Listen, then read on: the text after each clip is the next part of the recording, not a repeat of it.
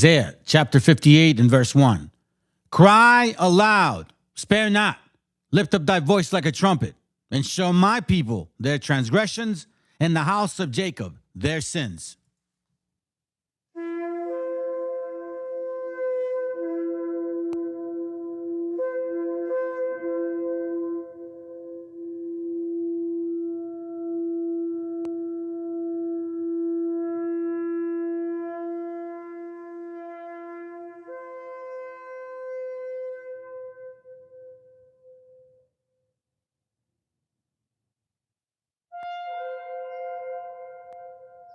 The site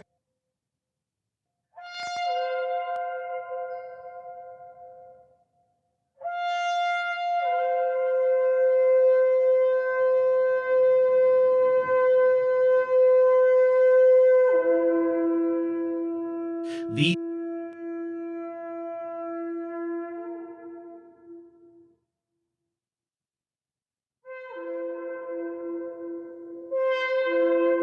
Copyright disclaimer. This content does not belong to Bible Chronicles or claim this intellectual property. The content provided today has and always will belong to the content owner. Bible Chronicles does not have any affiliation with the owner of this property. As mentioned, Bible Chronicles did not intend to make use of any material for the purpose of harvesting gain. However, Title 17 of United States copyright law states material in use can only be done when it's for theological or general educational purposes, and thus Bible Chronicles believes that this principal material falls under fair use, which honors protection under Section 107 of the same U.S. copyright law.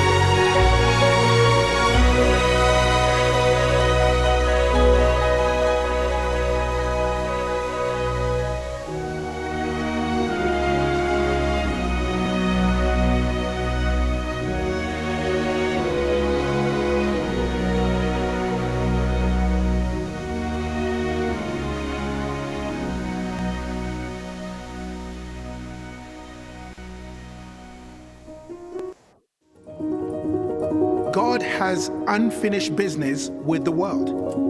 We don't believe in a creator who did his part and then left us to our own devices while he lounges on a beach in some distant corner of the cosmos.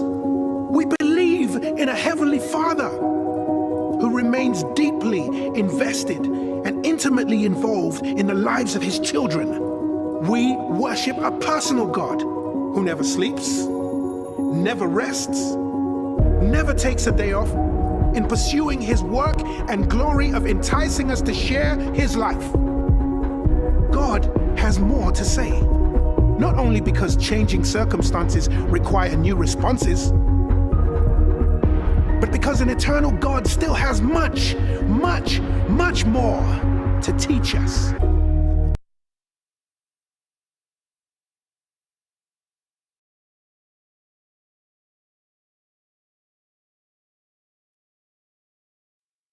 Viene a decirnos con mucha firmeza y gran convencimiento Lo mismo que nos decía en el siglo XVIII el barón de Holbach, ¿no? Un filósofo francés de origen alemán. Si nos remontamos al comienzo, entonces hallaremos que la ignorancia y el temor crearon a los dioses.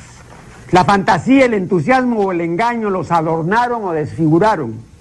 La debilidad les rinde culto, la credulidad los conserva, la costumbre los respeta y la tiranía los apoya para que la ceguera de los hombres sirva a sus propios intereses.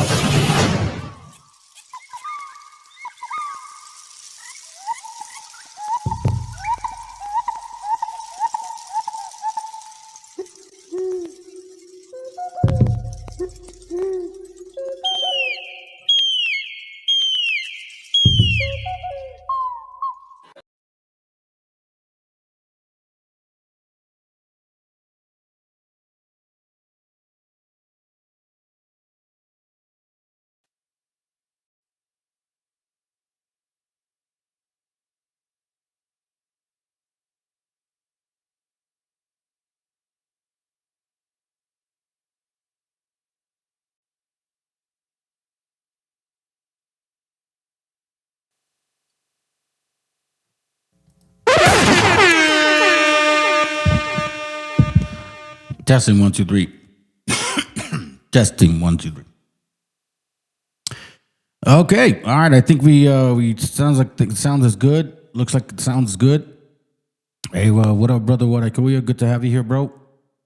What up, man? What up? What up? What up? Good Sunday, I guess, or SUN day. Funny, man, that we're actually sitting on that day.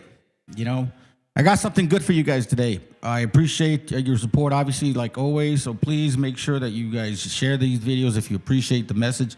Obviously, like them. It helps the algorithm. You know the whole deal, bro. We don't ask for money here. There's no, streaming for money. We don't do that. There's no clout chasing either. Everything we do here is facts, and we provide sources. So I did a funny for you guys real quick. A couple of things I'm going to touch on this short video. There's this science communicator that I listened to. I think he's pretty good. I think someone else had recommended me to him. But for funny reason, I was already watching him. He was already on my radar, so it's all good. But he debates hard against flat earthers, Atlantis, dumbasses, like all those other guys, right? So he did a little video, and I kind of broke it off from there. But he showed an excellent point. Like a donkey video regarding what's that cartoon called and shit for adults? Family Guy. There's a scene where he's like telling this donkey something, and he's like, "No, that's not true. No, that's not true. No, that's not true." And then you're gonna find out at the end what he does. That's for Issachar. That's for you dumbass 12 chart pickers. Oh yeah. Hey, what up, Ak? I'm Issachar. Ak. 12 tribe dumbasses. It's just funny to me, bro. But so I'm gonna kind of intro with a joke. All right, let's start. These trolls are toxic. They are unhinged narcissists who are physically incapable of admitting fault. This behavior is all over the internet, and it has also infested our government. These are toxic people who do nothing but arrogantly spread reality denial all over the internet, and they are never met with any pushback because the overwhelming majority of people don't have the time, patience, or backbone to put these pricks in their place by treating them precisely how they deserve to be treated. Bacon wasn't in Footloose. What? Of course he was. No, he wasn't. You lose. Of course he was. He's the star. Nope, you're wrong. Is it Look it car? up. I don't have to look it up. It's common knowledge. He was on the cover of People magazine when the movie. Everyone knows Kevin Bacon was a star of Footloose. It was a huge movie. He was the lead. No.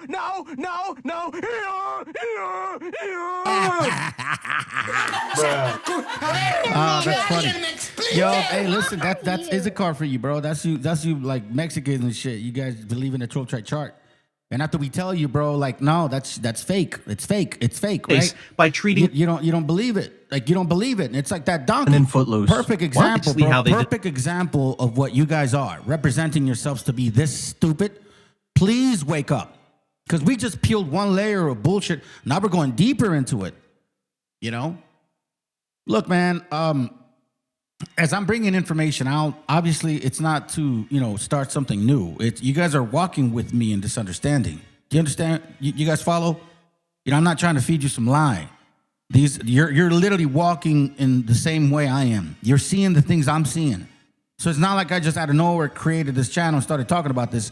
No, you guys are seeing the experience because it happened to you, it happened to me, so we're doing this together. But don't be a donkey. deserve to be treated. Bacon wasn't in Footloose. What? Of course he was. No, he wasn't. You lose. Of course he was. He's the star. Nope, you're wrong. Look it up. I don't have to look it up. It's common knowledge. He was on the cover of People magazine when the movie. Everyone knows Kevin Bacon was a star of Footloose. It was a huge movie. He was the lead. No.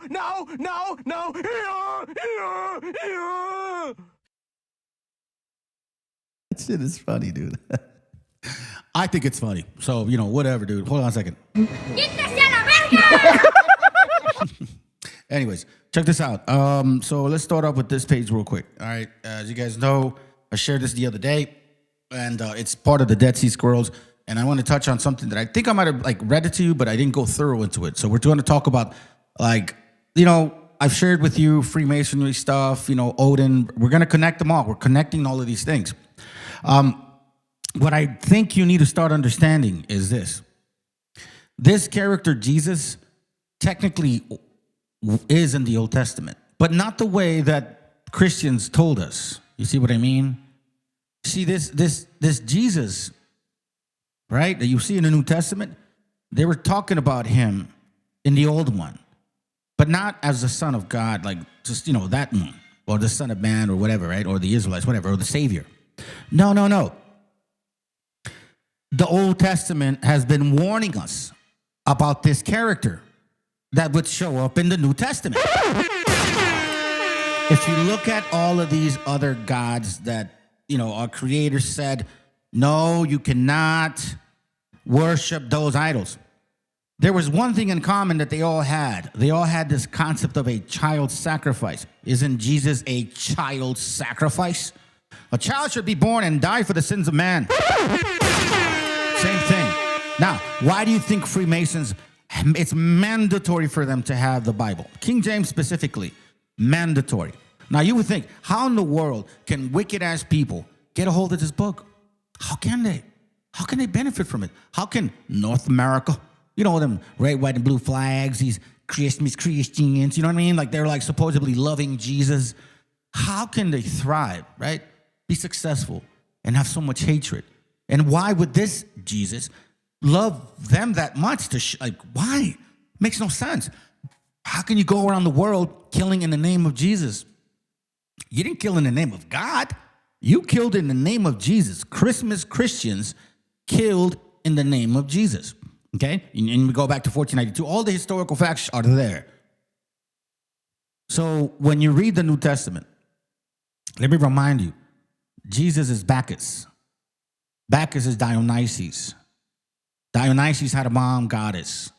Some celebrated her as Ashtoreth. Others called her the Queen of Heaven. Do you understand what we're talking about? So on page 67 of volume 1 in the Dead Sea Scrolls, right? This is one of the translations. Let's start with this. It says, obviously these are spaces, so the fragments were not illegible. It says, by the mystery of existence, and thus walk in all your crops and property of land, and at his command it all conceives all your crops with the first fruits of your womb and the firstborn of all. As he has opened your ears through the mystery of existence, saying, I have sanctified thee, I believe that's what it says, for you. Watch yourselves, lest you glorify yourselves. Listen to this. Watch yourselves, lest you glorify yourselves more than him, and blank in your walk, or sin in your walk, right? Or commit wickedness in your walk, something to that effect. I don't know, it's missing. You become cursed in all your crops, and you become ashamed in all your works, your lawsuits, and through his hand, his visits. And he says to him, I am blank, blank, you will not glorify yourself, right? So I wanted to read that just so you can kind of get an idea of like this mystery existence comment or statement. Watch this real quick. This is important. It says here on Cave 4, that's technically the way it works, 299. I don't know that yet. I'm still learning how to read all these things, okay? So, stay with me here. It says, all blank, blank mysteries of sin, okay? All their wisdoms. Mysteries of sin. Mysteries of sin. Who else mentioned mysteries? Who else mentioned it? Before we dabble into Ezekiel 8, let me save it real quick. Matter of fact, let me save it. When I'm over here, I had one more to show you guys. Hold on a second. I think it was 2 Chronicles 5. No, that's not it. Hold on a second. Let me go back to my thought. Give me a moment. Oh, that's right. Sorry, my bad. I forgot why I went there. Watch this real quick. Mysteries.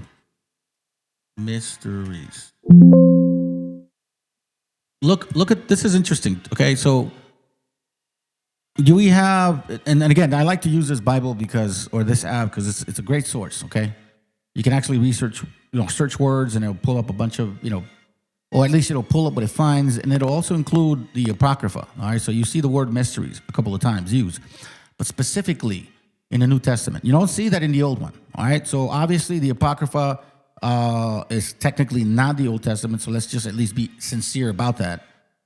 But we do see that word coming in.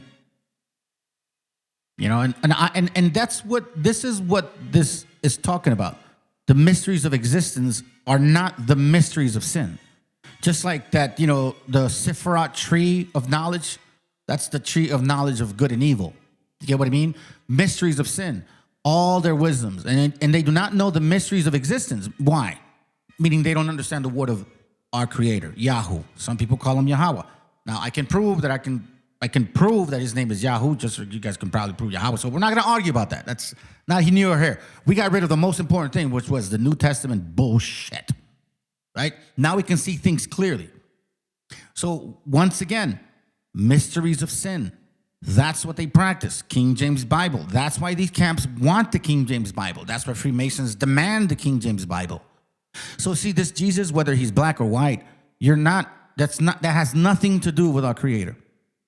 That is exactly all the elements that you see in the New Testament are basically the mystery sins that these religions practice that the Old Testament was telling you not to practice.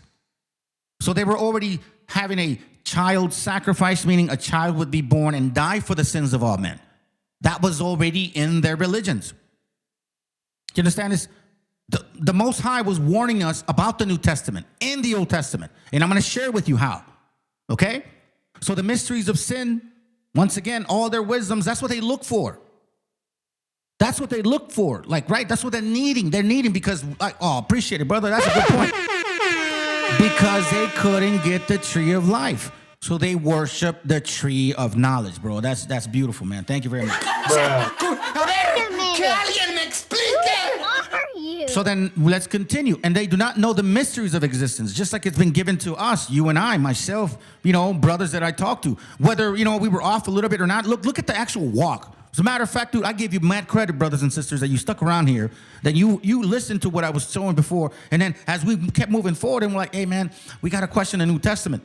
Maybe some of y'all balked, or some of y'all might have hated, but several of you were like, you know what? I kind of was wondering about that. So let's get it. And we did. And we have, and we're showing it. Why argue about, hey, well, in the New Testament, Old Testament, no. Let's go outside of that and prove who the fuck these people are.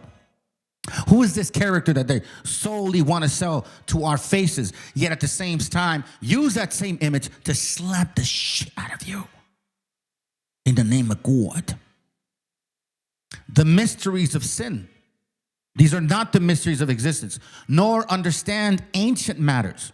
That's why the scriptures talk about that the secrets are given to the children of who? Most High, us, the Israelites. He gives us secrets. I think it's in Deuteronomy 29 or 30 or 32, one of the three. And they do not know what is going to happen to them. I'm telling you, fam, I kind of, telling the brother, I don't know if I feel sad. I kind of feel sad. I'm not upset. I'm like, dude, it's scary, man, to know that they're all in these rooms. Because, let's put it this way. We were all saying, don't celebrate Easter, don't celebrate Christmas, that's pagan, all of this and that, and blah, blah, blah. But yet we were still in the New Testament. We were saying, oh, there's a Messiah, that Jesus that they preach is fake. Do you see how confusing that is? So we're still in it. Claim not to be in it, but we were in it. Now we're like, wait a minute, hold on a second.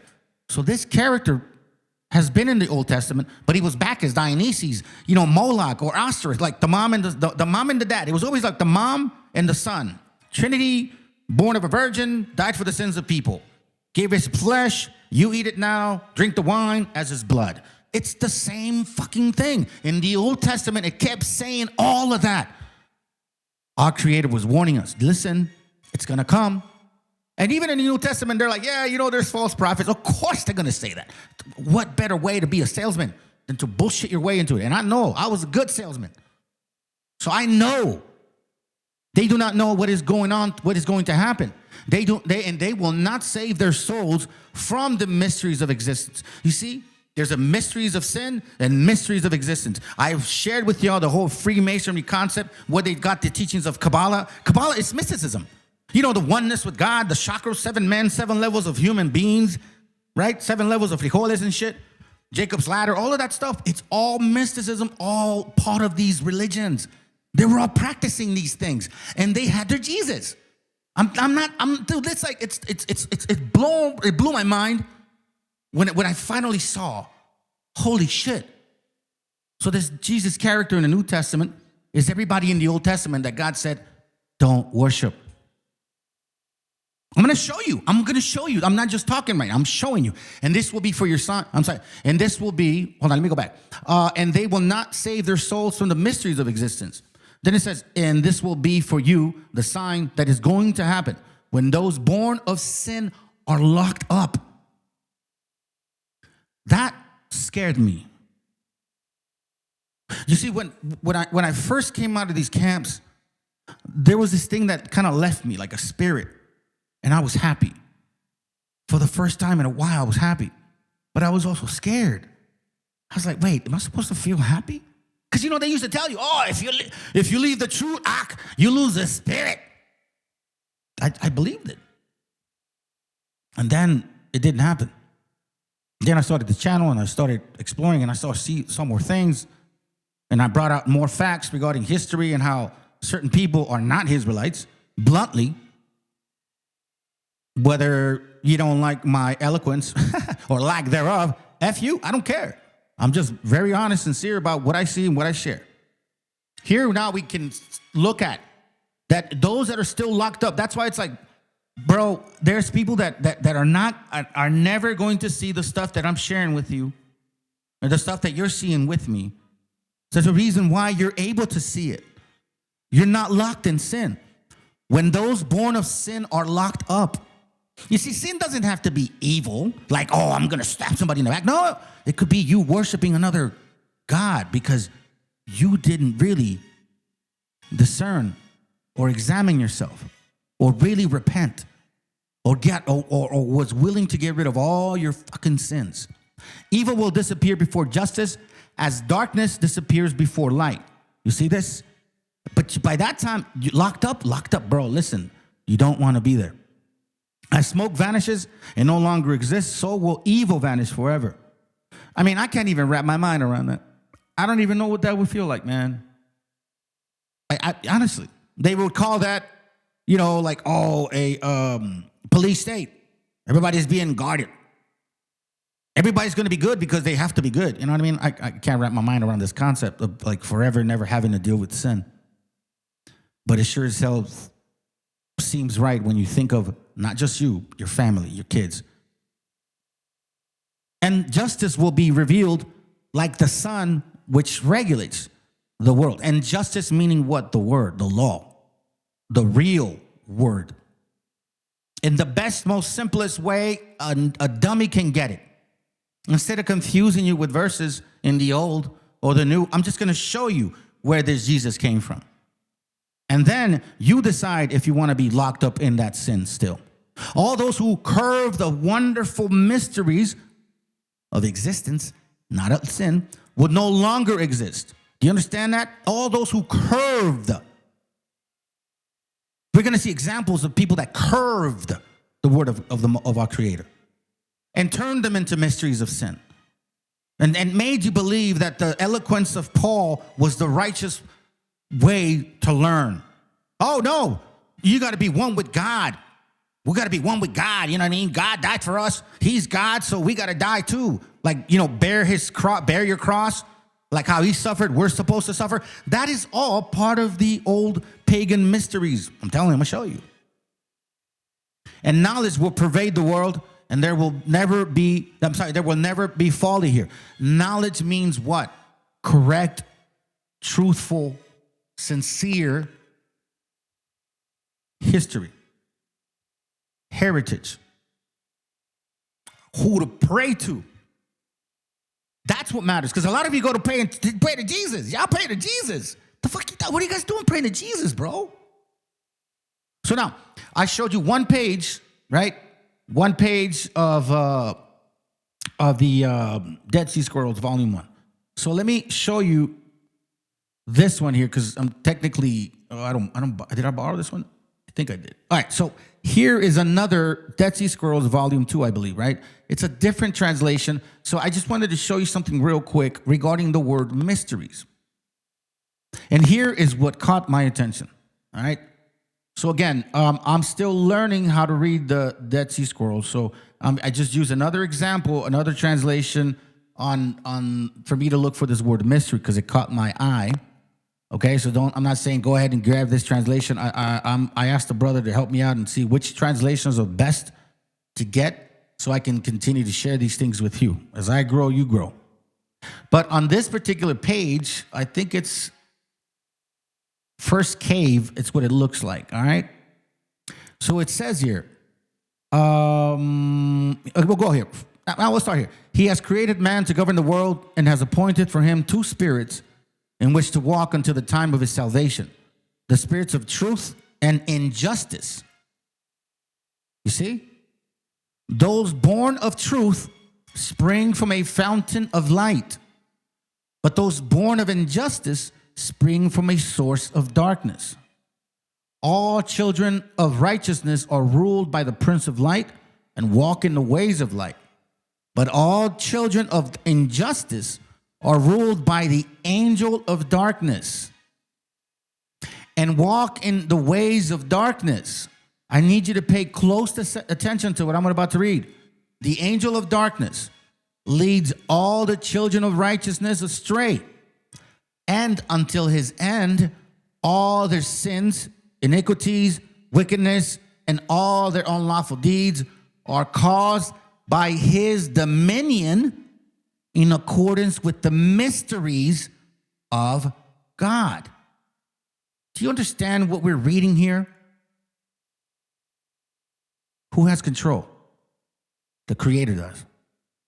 But here we see that the angel of darkness is leading you into his dominion, and at the same time using the mysteries of God, mysteries of existence, mysteries of sin. Do you see that? Do you see what I see now? But the God of Israel and his angel of truth will succor all the sons of light. For it is he who created the spirits of light and darkness and founded every action upon them and established every deed upon their ways. So that's why when they created the New Testament, now it's about the devil and Jesus. When in the Old Testament did the devil have any power over God? Because they say Jesus is God. He didn't.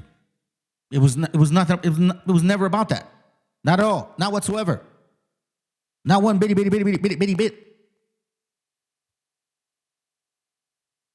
Just one more thing here. Let's see. Justice led the street away. Everyone that here goes another way to read it. It says the angel of darkness lets all the children of righteous astray, and until his end, all their sins, iniquities, wickedness, and all their unlawful deeds are caused by his dominion, in accordance with the mysteries of God. So again, mysteries of sin, mysteries of existence.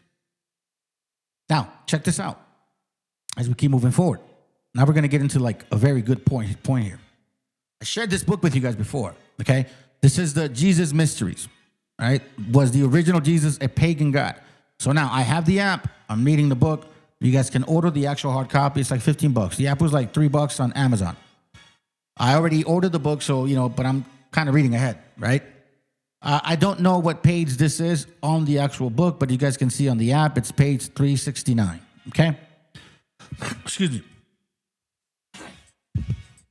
All right, so now we're going to go and start here. It says here, all right, recovering mystical Christianity. And again, this goes for us too. We're putting the puzzle together. You understand? We're putting the puzzle together. The Old Testament was warning us about the coming of the New Testament. It warned us. Watch this. Oh, that's right. What was the verse that I was looking at? Okay, I know exactly what I forgot.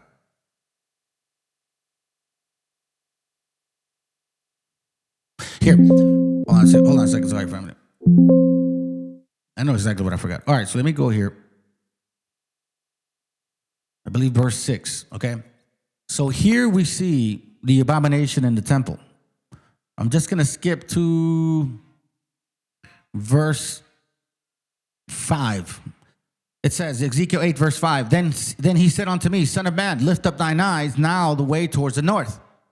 So I lifted up my eyes the way towards the north, and behold, northward at the gate of this altar, this image of jealousy in the entry.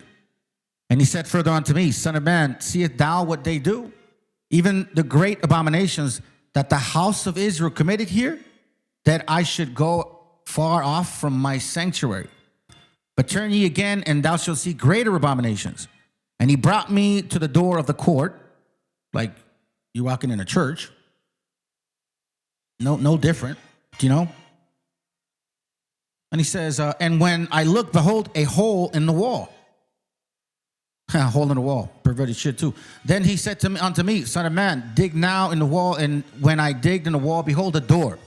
And he said unto me, Go in, and behold, the wicked abomination that they do here. So I went in and saw, behold, every form of creeping thing. Remember, don't make any image of a fish, of man or woman. Nothing. Of air, birds. What do you see in Christian churches? Or what do you see in churches, period? Every form of creeping thing, meaning what? Images. An abominable beast, right? Abominable beast, some of you guys may think, oh, he's talking about the bull. No, he's talking about the image of Jesus. And all the idols of the house of Israel. Because a lot of our people are corrupt and stuck in these churches, man. Portrayed upon the wall round about. You walk into an actual church and you look around the wall, and that's all they have is images, pictures of all their saints. Yes or no? Of the Virgin Mary? Yes or no? And there stood before them 70 men of ancient of the house of Israel, and in the midst of them stood Jaazaniah, the son of Shaphan, with every man in his censers in his hand, and a thicket of cloud of incense went up. Oh, give me a second. Should be right back. Yeah, give me a second, buddy. I'm almost done, right? Then said he unto me, Son of man, hast thou seen what the ancients of the house of Israel do in the dark? See? What did he call the angel of darkness? The wisdom, the mysteries of what? Sin? Right? Every man in the chamber of his imagery, for they say, the Lord seeth us not. The Lord hath forsaken the earth. So then he says unto me, turn ye again, and thou shalt see greater abominations that they do. Then he brought me to the door of the gate of the Lord's house, which was towards the north, and behold, there sat a woman weeping for Tammuz. That's the Queen of Heaven. That's the Virgin Mary. That's in the house of the Lord. That's in your churches, in your buildings. That's all of it right here. Do you understand what we're seeing now? Do you understand how this would have come out? Hey, that's a good scripture. It says, let me read it real quick. Jeremiah 8:8. It says here, how do ye see we are wise, and the law of the Lord with us? Lo, certainly in vain made he it. The pen of scribes is in vain. Do you understand this? So let me simplify it for you real quick. Verse 8. It says here, so you can see it. How can you say that you are wise and that you know my laws? Look, the laws have been changed by dishonest scribes. Very simple. Changed everything around you. Changed the law, the history, gave you the exact same thing that the Most High told us not to worship. Tammuz. A lot of us are like, oh, that's just some wicked ass god from somewhere. You're like, no. That's technically what we were supposed to stay away from. This was the warning. The Most High's been telling us, hey, a weeping woman, somebody claiming to be the Son of Man. Bacchus, you see Bacchus in the Apocrypha, Dionysus is Bacchus. And Dionysus is the exact same story as Jesus. So now, let's begin in the book. It says here, as the final pieces of the puzzle were falling into place, we came across a small picture tucked away in the appendices of an old academic book. It was a drawing of a 3rd century amulet. We have used it in the cover of this book. It shows a crucified figure, which most people would immediately recognize as Jesus. Of course, that's what it would be. Who are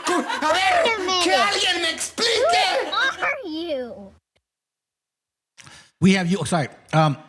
Yet the Greek word named the figure Orpheus Bacchus. Do you understand what we just read? The figure names him Orpheus Bacchus. Let me show you the figure, okay? So you can see what I'm talking about. That right there. A man on a cross. And you see this is like a moon and 7 stars ahead, 7 stars above, and then a crescent moon right below it. So there's 7 stars, crescent moon right below it, a cross, and a character on the cross. This is not Jesus. This is Orpheus Bacchus. So you're like, Orpheus Bacchus? What you mean Orpheus Bacchus, bro? Yeah, exactly that. That's what I mean, Orpheus Bacchus. Orpheus Bacchus. So let's remind you who Bacchus is. So now, let's go to, here, let me look at it real quick. Give me a second. Come on, bro. What are you over here for?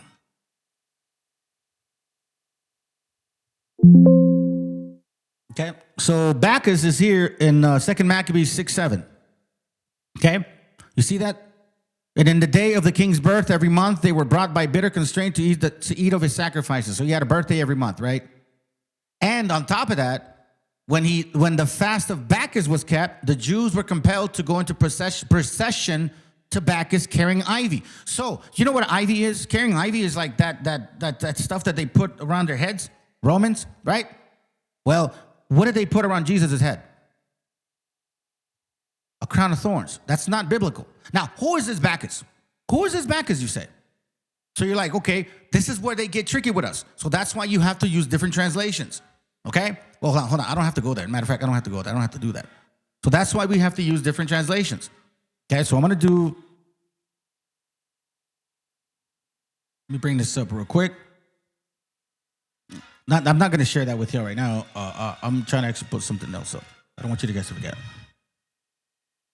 So we're going to look at the Oxford Annotated Bible. Give me a second. You're going to open up it. Okay. Oxford Annotated Bible. Thank you very much. We're going to go to 2 Maccabees real quick. Okay. This is how you connect the dots, family. 2 Maccabees. Okay, 2 Maccabees 6.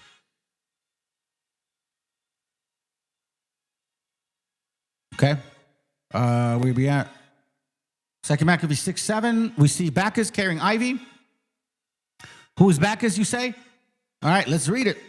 On the monthly celebration of the king's birthday, the Jews were taken under bitter constraint to partake of the sacrifices. And when a festival of Dionysus was celebrated, they were compelled to wear wreath of ivy and to walk in the procession in honor of Dionysus. Okay? Now, who is Dionysus? You would think, well, it's, let me show you real quick.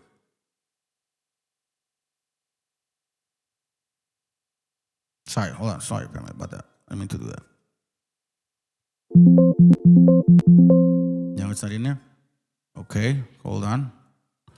Let me see if I can get another link here. Dionysus, right here. That's Dionysus. The virgin conceived the ever-dying, ever-living bread and wine, Dionysus.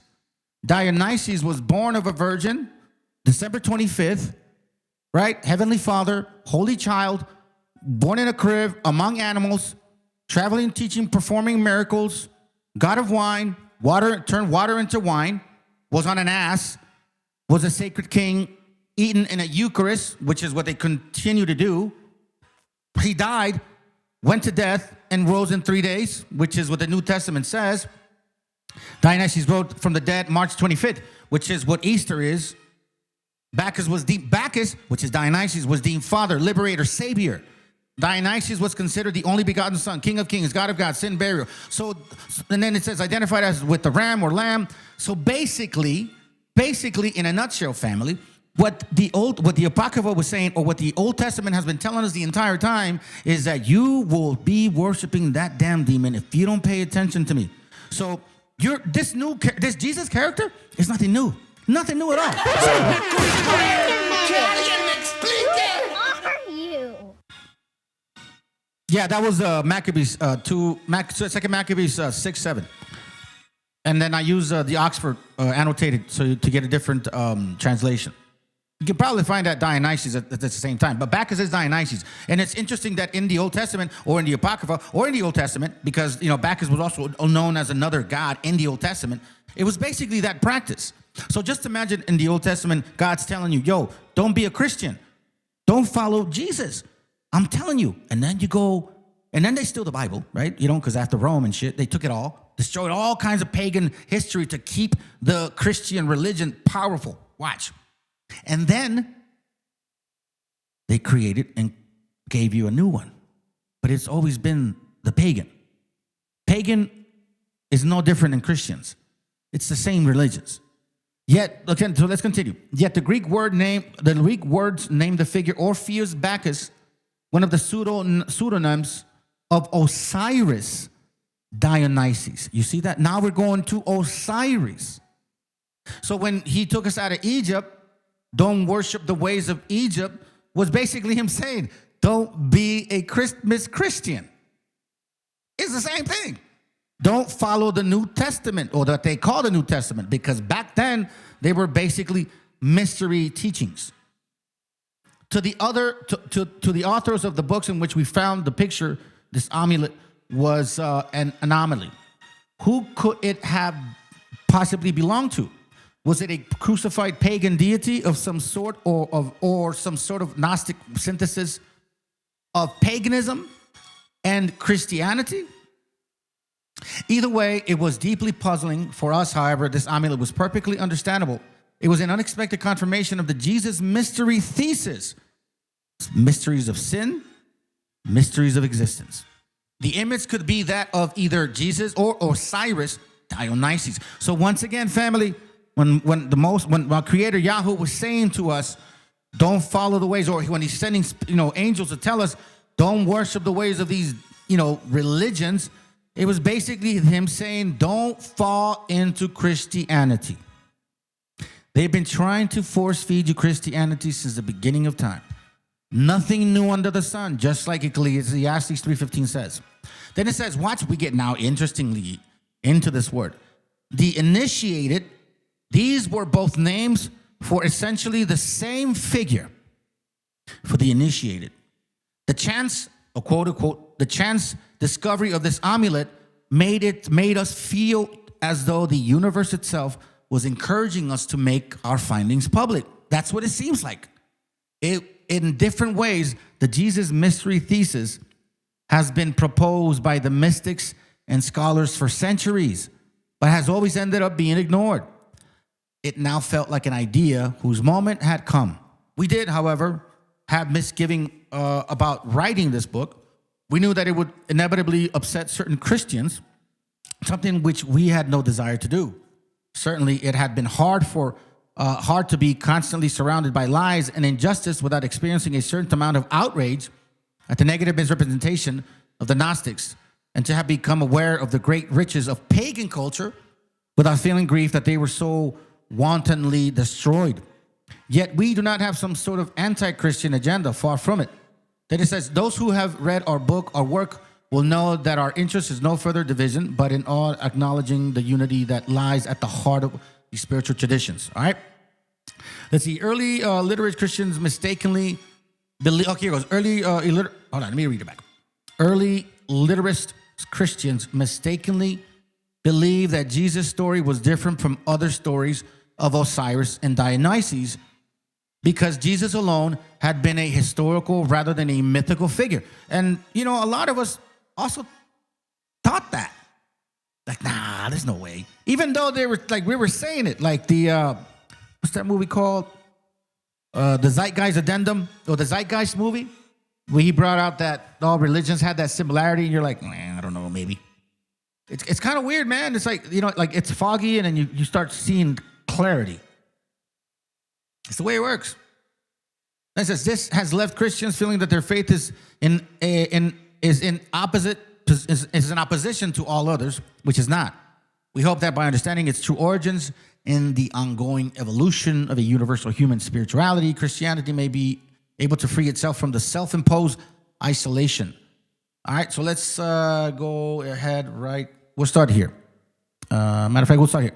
The Jesus story is a perennial myth with the power to impart the saving gnosis, which can transform each one of us into a Christ, not merely a history of events that happened to someone else 2,000 years ago. Belief in the Jesus story was originally the first step in Christian spirituality, the outer mysteries.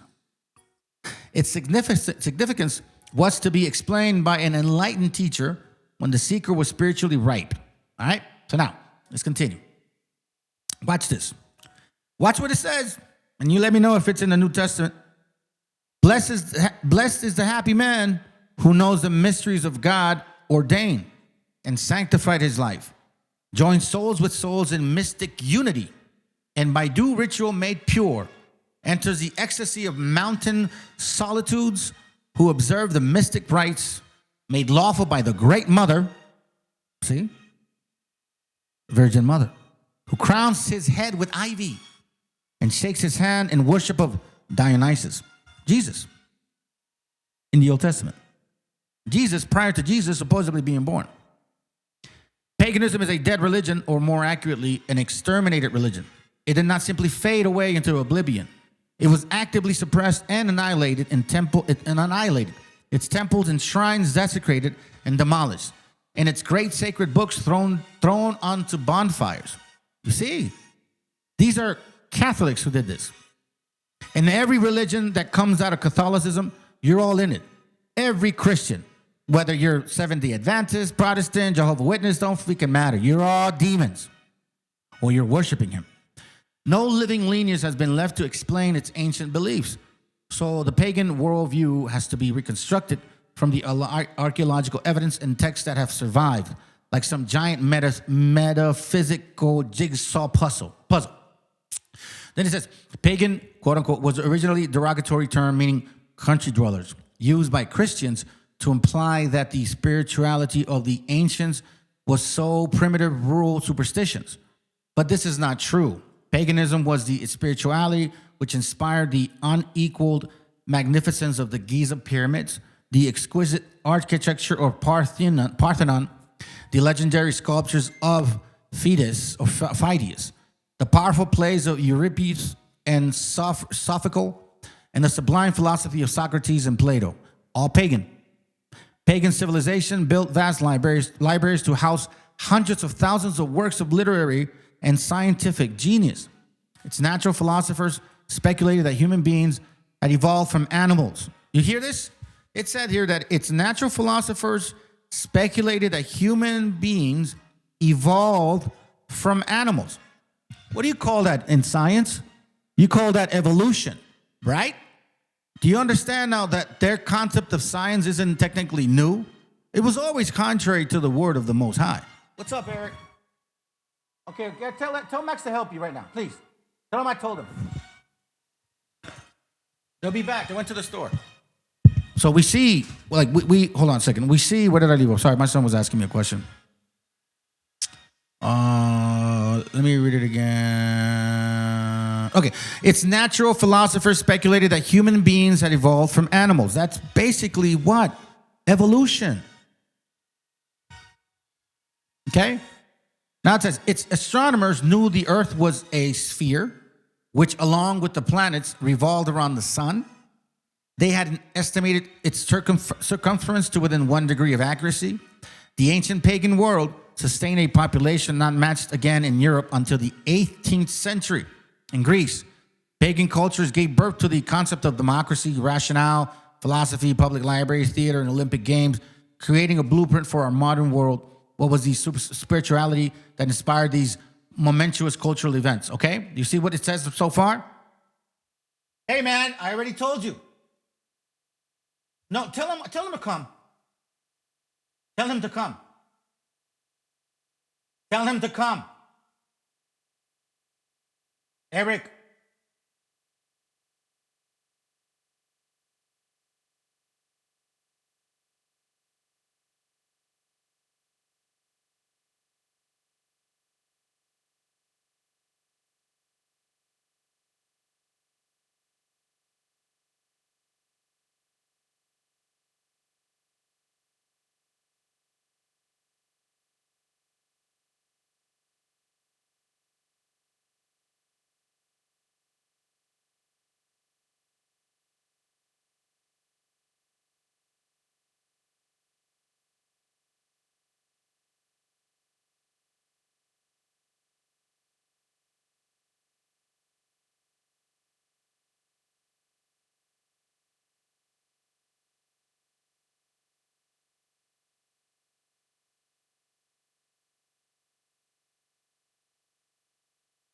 Where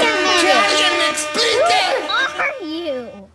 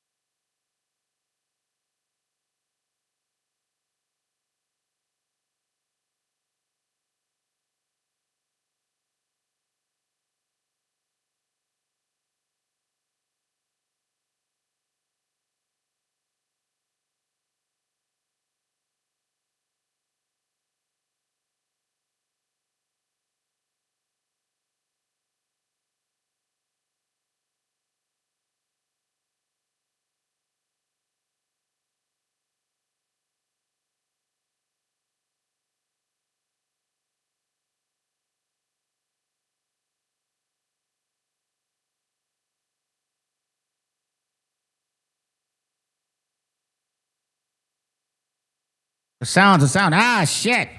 My bad, bro. Thank you very much, man. Check. 1, 2, 1, 2. Check. Okay, I'm back. We didn't miss anything. It's all good. We didn't miss anything. What I was basically saying was this particular part, right? It says here that the innovators of antiquity were initiates of various religions known as mysteries. The initiates, right? So what I was basically stressing was the fact that These initiates, these people were already here doing all these things. The Most High allowed certain nations to be in our lands that weren't supposed to, and he basically said to them, hey, you got a chance to repent. They didn't. They did wicked shit, right? Watch what happens here when you read exactly what goes on. Wisdom of Solomon 12:3. Those who lived long ago in your holy land, you hated for their detestable practices, worshiping Jesus, their works of sorcery and unholy riots. This is a concept of sacrificing children. So that's why they sacrifice children, family, because they believe that this child would cleanse the sins of man. So it wasn't necessarily children. It was, dude, I'm telling you, Jesus has been practiced way before the Romans, like when we heard about the Romans taking control of it, supposedly converting. No. This has been their thing. And where did they get it from? From Egypt. Do you understand that now? Greco-Romans were in love with Egyptian, mysticism. Those who lived long ago in your holy land, you hated for their detestable practices, their works of sorcery and holy riots, their merciless slaughter of children, and their sacrificial feastings of human flesh and blood. You see this? Human flesh and blood. Why? Who taught you to break bread? Here's my bread. It's my body. Here's this wine. It's my blood. They were already doing Christianity. Already. Who? These initiates from the midst of a heathen cult. These parents who murder helpless lives, you will to destroy by the hands of our ancestors. These are the Canaanites, a Hamitic nation. They were the first ones to start worshiping who? Jesus, Nimrod. That whole Trinity shit. Like, that's what it is. Nimrod all over again. Or Dionysus dressed up as Dionysus, or Nimrod dressed up as Dionysus. Do you see the picture now? Do you see what we're seeing? The initiates of the midst of the heathen cult. Why is it a cult? Why is it a cult? Let's continue reading. It says, the Greek historian Sosimos writes that without the mysteries of life for the Greeks would have been unlivable. For the sacred mysteries hold the whole race together. The eminent Roman statesman Cicero enthuses. These mysteries have brought us from rustic savagery to a cultivated, refined civilization. Isn't that what the white man says now about Christianity? How they're all civilized. Jesus chose them. The rites of the mysteries are called initiations, straight Freemasonry. And in truth, we have learned from them the first principle of life. We have gained the understanding that not only to live happily, but also to die with better hope. Unlike the traditional rituals of the official state religions, which were designed to aid social cohesion, the mysteries were an individualistic form of spirituality, which offered mystical visions and personal enlightenment. Isn't that what they say, enlightenment, the Renaissance era? Initiates, once again, underwent a secret process of initiation, which profoundly transformed their state of consciousness. If you actually see, read that book from Manly Hall, the secret mysteries or the secret religions or some shit, it's talking about that. The initiates, all the time. The initiates, basically, the Luciferians. The poet Pindar reveals that initiate into the mystery reveals that an initiate into the mysteries knows the end of life and its God-given beginning. Lucius Apuleius, a poet philosopher, writes of his experience of initiation as a spiritual rebirth, which he celebrated at his birthday. Who are you? Who celebrates Christmas December 25th? I don't even think Jesus in the Bible said to celebrate his birthday. Manly P. Hall, Secret Teachings. That's it, brother. That's it. So look, this book on the app is $3. Hard copy is $15. Get yourself this copy, and then get yourself the Secret Teachings. Hold on a second, family. My wife is calling.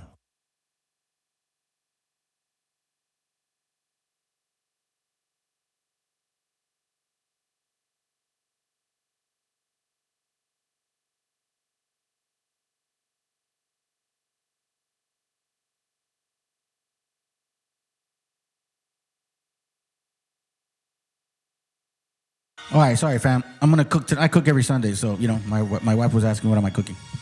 Anyways, so it says here. Where did I leave off? Cisnero, these mysteries have brought this looks okay. Whatever. Lucius, okay, I'm over here. It says here now. Okay, so Lucius Apuleius, a poet philosopher, writes of his experience of the initiation as a spiritual rebirth, which he celebrated at his birthday, an experience for which he felt a debt of gratitude that he could never hope to repay. Plato, the most influential philosopher of all time, relates, "We beheld the beatific visions and were initiated into the mystery which may be truly called blessed. Celebrated by us in a state of innocence, we beheld calm, happy, simple, eternal visions, resplendent in pure light." Now you see why they're so big on pushing Romanism, Greco teachings, all that stuff. Plato, Socrates, they all have been worshiping Jesus. Jesus is not new. He was just named different. Bacchus, Nimrod, Osiris, Dionysus, Mithra, Sol Invictus, Jesus, Krishna, same shit. Seriously. The great pagan philosophers were the enlightened masters of the mysteries. Although they are often portrayed today as dry academic intellectuals, they were actually enigmatic gurus. Empedocled, like his master Pythagoras, was a characteristic miracle worker. I've shared with you about the Pythagoras, right? Remember the book I shared with y'all, the Apollonius of Tyana? He writes about Pythagoras. That's the whole concept. He goes around fucking doing miracles and shit. So supposedly Vespasian did the same thing. You know, he spit on the ground and put his, the dirt would spit in people's eyes and shit. And he made them blind man see again. The New Testament is not new. Nothing new under the sun, family. Socrates was an eccentric mystic prone to being suddenly overcome by the state of rapture, during which his friends would discover him staring off into space for hours. Heraclitus was asked by the citizens of Ephesus to become a lawmaker, but turned the offer down so that he could continue playing with the children in the temple. Imagine that.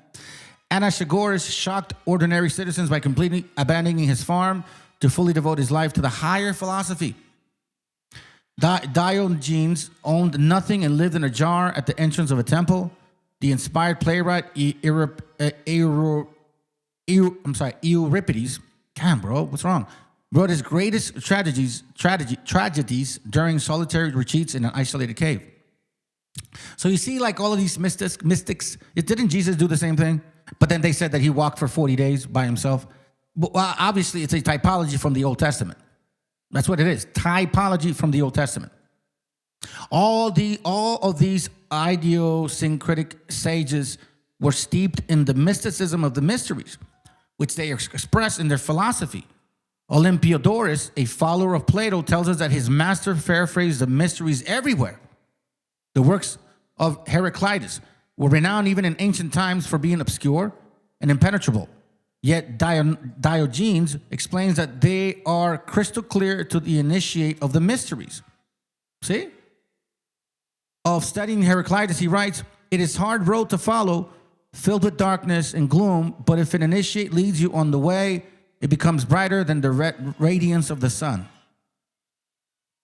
So these pagan philosophies also had this concept. At the heart of pagan philosophy is an understanding that all things are one. The mysteries aimed at awakening within the initiate a sublime experience in this oneness, meaning like, you're one with God, so to speak. But 3, because they didn't believe in one God. They had many, like the goddess, the sun, you know what I mean? So don't be fooled by that. Every initiation aims at uniting us with the world and with the deity. Platonius described the initiate transcending his limited sense of himself as a separate ego and experiencing mystical union with God. These are the things that they talk about in, these rooms of Freemasonry. As if born away or possessed by a god, he attains a solitude in untroubled stillness, nowhere deflected in his being, busied with self, utterly at rest, and becomes very rest. He does not converse with a statue or image, but with Godhead himself. You see what I mean? Let me continue here.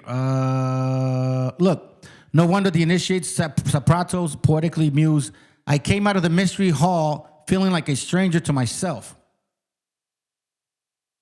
Now, this is where it gets interesting. And it's going to blow your mind. Because a lot of our people do this now, to this day. Okay? What were these ancient mysteries that could inspire such reverent awe and heartfelt appreciation? The mystery religion was practiced for thousands of years, during which time it spread throughout the ancient world, taking on many different forms. The mystery religion is just Christianity. It was just the New Testament. That's it. No different. Same story. Some were frenzied, others meditative. Like whenever you go to these churches, right? Frenzied fucking worshiping, others meditative, right? Some involved bloody animal sacrifices, while others were presided over by strict vegetarians. At certain moments in history, the mysteries were openly practiced by the whole population and were endorsed or at least tolerated by the state. At other times, they were small-scale and secretive affairs for fear of persecution by unsympathetic authorities. Central to all of these forms of the mysteries, however, was the myth of a, listen to this, fam. You that have been sticking around, I appreciate you. You that come and go, fuck off.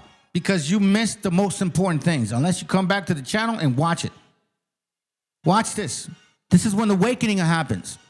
Central to all of these forms of the mysteries, however, was the myth of a dying and resurrecting God-man. Who are you? Do you understand why you guys need to be patient with me as I'm reading stuff to y'all? Like, I don't know, 5 people left because I'm reading too much. I don't understand that. Y'all are fucking kids. You have to understand and read in context. Why did I read all that? So you can see what I was sharing with y'all. Plato, Socrates, all of these other people supposedly initiates and all this stuff. Oh my God, secret religions. Fuck no. They all had one thing in common. One freaking thing in common. Central to them. Important. Okay? That's all Christian religions. That's Freemasonry. That's BHI. All of that shit. Black Hebrew Israelites. All of them. All of them included. Central to all these forms of the mysteries. However, the myth of a dying and resurrecting God-man. That was part of the myth. The Greek mystery celebrated at Eleusis in honor of the great mother goddess, the Virgin Mary, and the God-man Dionysus, Jesus, were the most famous of all the mystery cults. Do you see this? They're calling the Virgin Mary and Jesus, right, a mystery cult.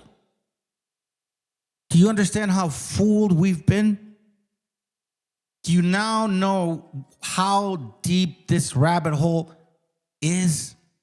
And as you continue to grow and learn, you can then accept it and say, okay, you got me. You got me. Not anymore, though. Because the wisdom, or at least the mysteries of what? Of existence, means that the Most High Creator, Yahweh, is going to reveal those things to us. The mysteries of sin is what you see right here, right now. Okay? I know for a fact they don't even know this shit. And if they do, probably worse for them. That says here, let me go back. Let's see here. What were these ancient mysteries that could inspire such reverent awe and heartfelt appreciation? It says the mystery religion was practiced for thousands of years, during which time it spread throughout the ancient world, taking on many different forms.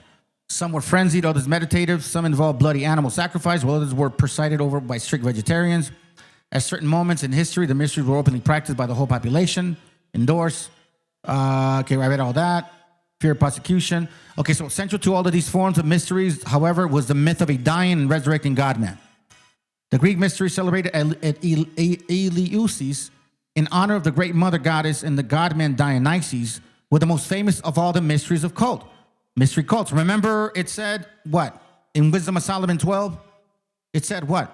Wisdom of Solomon 12:3. Those who lived long ago in our holy land, you hated for their detestable practices, their works of sorcery and unholy riots, their merciless slaughter of children, and their sacrifices, and their sacrificial feasting on human flesh and blood, which is what Jesus does. These initiates from the midst of a heathen cult.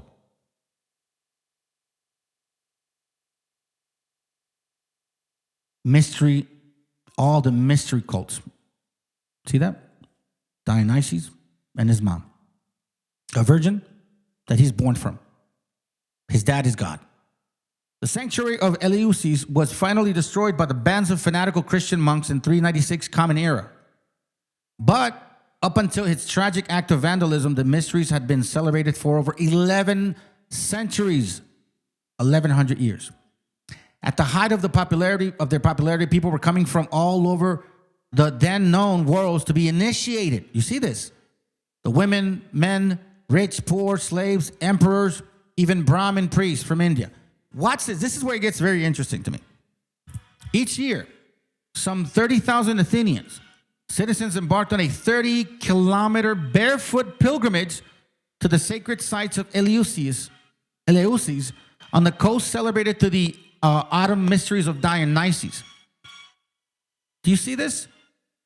A procession, right? A procession. Let me show you something real quick. This is why, like the brother told me, well, he reminded me basically, like 2/3. Yeah, I know. It's painful because they're going to be your family members as well.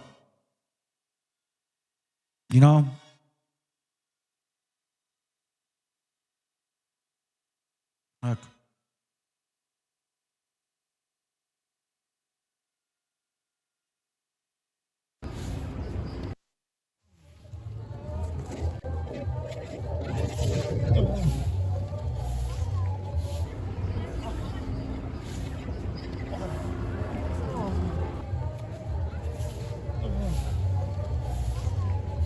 Venimos, bueno, ya tengo 18 años viniendo, y hace 3 años y hace 2, venimos, bueno, ya tengo 18 años viniendo, y hace un año falleció, y hace 3 años y hace 2, mi virgencita, y por ello también venimos su nuera, mi hija, ella, y le traigo una promesa que hice con mi virgencita, y también por ello también venimos su nuera, mi hija, una promesa que hice con ella.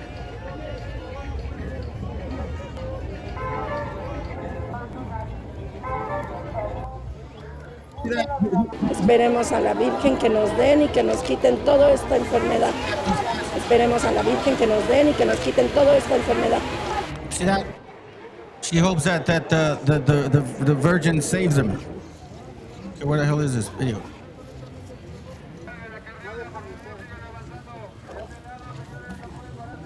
Oh, let me close this up.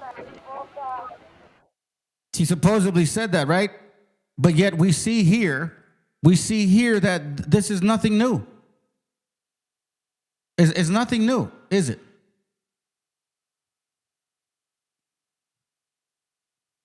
Each year, some 30,000 Athenian citizens embark on a 30-kilometer barefoot pilgrimage to the sacred site of Eleusis. A pilgrimage. Watch. I was looking at some other videos too. Watch here. I'm going to show you my little history here because I was just watching a couple of things. Here's another one. These guys came out of, like, I guess, Texas or some shit. There you go right here. Virgin Mary miraculously appeared in 1531 to an Aztec peasant, Juan Diego, on this very hill. I mean, that's total bullshit. That never happened. There's no Virgin Mary, never showed up to Juan Diego. That was all Bishop Sumarraga's bullshit story. He fooled you Mexicans. And y'all still being fooled. Like, come on, bro. Y'all need to wake the fuck up. Seriously, man. Myth. A Native American says it's reminiscent of what my own tribe, the Tono O'odham Nation, embrace. As far as tradition and Catholicism, is the way that I was raised in my household with my grandmother and my mother, embracing. It's funny because prior to 1848, you were probably Mexican. Now you're not because you're supposedly a native. We're so fucking cooked. Our traditional, but also embracing the Lord in the Catholic Church. As you can see right behind me, there are Aztec dancers here at the Basilica de Guadalupe, and it's not uncommon to see many more indigenous dancers showing off their culture. Including many from right here in El Paso and Ciudad Juarez, make the pilgrimage to Mexico City's Basilica de Guadalupe to pay tribute to the Mother of Jesus. I, too, went to Mexico City for another edition of People, Places, and Paul with pure positivity.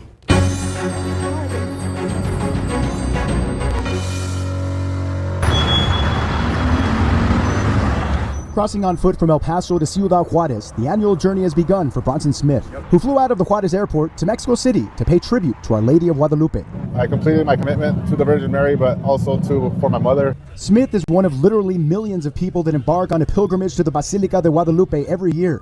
Even more so on December 12th, the day that the Virgen de Guadalupe, an indigenous brown Virgin Mary, miraculously appeared in 1531 to an Aztec peasant, Juan Diego, on this very hill.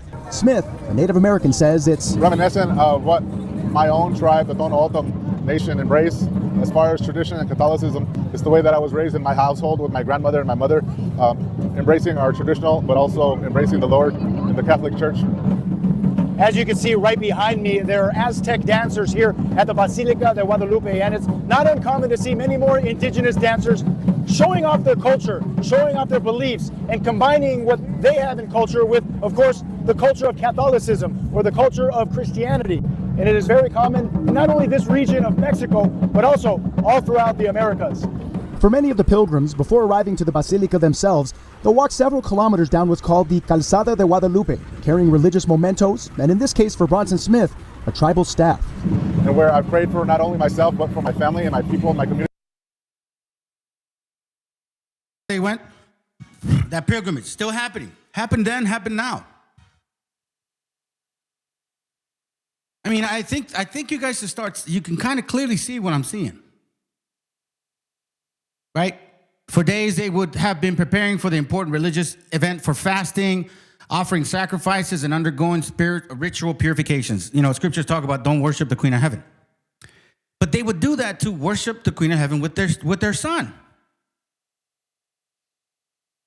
As those about to be initiated dance along the sacred way to Eleusis, accompanied by the frenzied beat of cymbals and tambourines, they were accosted by masked men who abused and insulted them while others beat them with sticks. At the head of the procession was carried the statue of Dionysus himself, leading them ever onward. Don't they do the same thing for the Virgin Mary? Don't they walk around with the Christ Jesus cross? Do the same thing. After the ritual naked bathing in the sea, and other purification ceremonies, the crowd reached the great doors of the telesterion. Watch this. A huge purpose-built initiation hall. Only the chosen few who were already initiated or about to be initiated, right? Hold on, let me turn it down. Or about to be initiated into the secret mysteries could enter here. What awesome ceremony was held behind these closed doors that touched the great philosophers, artists, statesmen, and scientists of the ancient world so deeply? All initiates were sworn to secrecy and held the mystery so sacred that they kept this oath. Isn't that what Freemasons do? From large number of hints, clues, however, we know that they witnessed a sublime, watch this. From large numbers of hints and clues, however, we know that they witnessed a sublime theatrical spectacle. They were awed by the sounds and dazzled by lights. They were bathed in the blaze of huge fires and trembling to the nerves, shattering reverberations of a mighty gong. You know, like basically music and all the hula hoopla shit that they do at churches. They were bathed in the glaze of huge, the Hierophant, the high priest of the mysteries, was quite literally a showman who orchestrated a terrifyingly transformative, dramatic enactment of a sacred myth, which was the dying of a child, the suffering of Dionysus, dying of a child, eating the flesh of that dying person and their blood too, which is in the New Testament. That's exactly what they're telling you to do, supposedly spiritually, but you're still acting on it. Do you understand what I'm saying? So every single time y'all did that shit in that honor, in that name, that's probably why you guys were getting sick. That's probably why shit was not working out. That's probably why Christianity has the most corrupt priest in the entire world hemisphere. He himself was dressed as a central character, the God-man Dionysus himself. You want me to remind you exactly what that looks like? I'll show you exactly what that looks like. Mega churches are arguably the most controversial thing in America. Millionaire pastors, giant arenas, and people saying that it's a money. Christian, I don't know if your church is in. So he went to a church. Okay, let's go. This has been the fastest. feedback. Annalise said we are going to be preached. So we're and I already had somebody So I'm just going to get to the point, right? telling me it was worth it. And so how long you been coming here? Probably like 3 or 4 months. Does it bother you at any time that you have to make a line and that process? I mean, I'll be up anyways. Yeah. Why not? I've never had to stand in line to get into a church before, and I thought I was being maybe dramatic. Is here church? It's great in Atlanta with no doctrine. I think We're going to see the whole process, okay? what I just heard was not music we're seeing and like the dents in the air, and now we're just waiting to worship. The official service hasn't even started, and people around me already have their Bibles out, and like the sounds of people in prayer is just going all around the auditorium. So by the time the worship started, the room was already in it.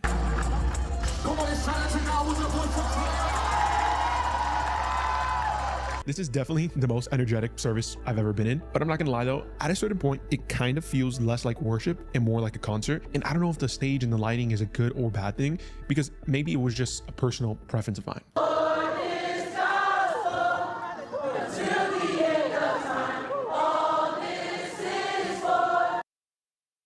All this for Christ alone, not God, not the creator, not Yahoo. No, nothing.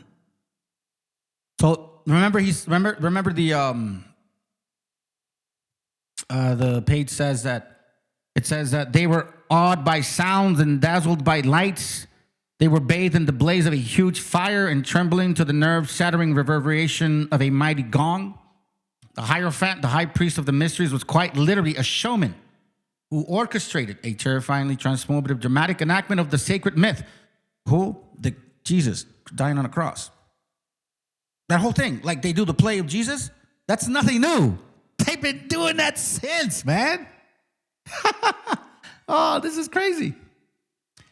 It says here, a modern scholar, a mystery religion was thus a divine drama which portrayed before the wondering eyes of the privileged observer to the story of the struggles, suffering, and victory of a patron deity. The travail of a nature in which life ultimately triumphs over death, and the joy is born of pain. So you see that? The observance of a story of struggle. Jesus struggled, suffered, died, but then was victorious because he overcame death.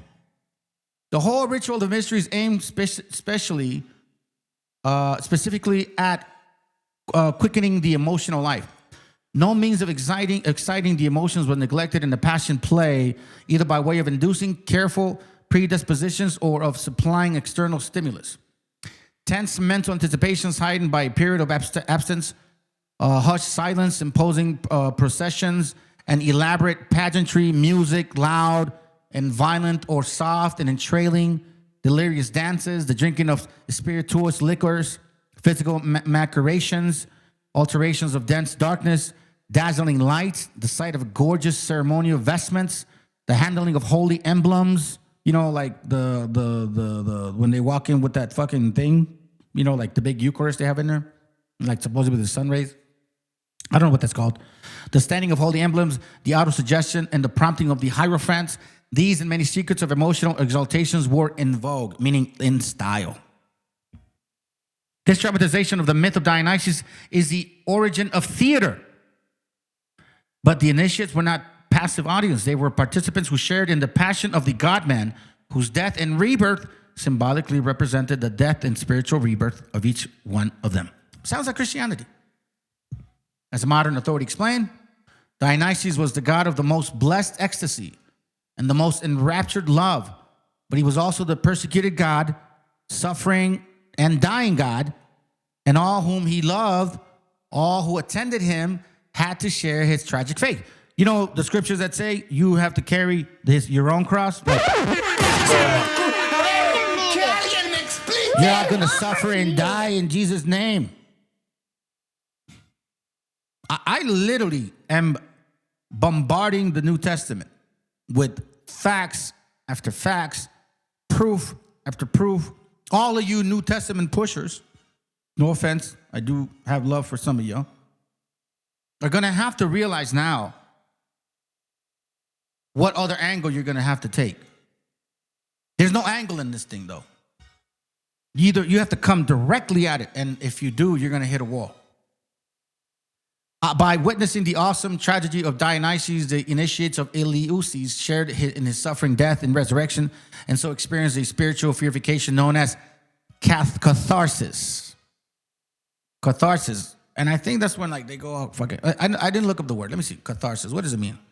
What does catharsis mean?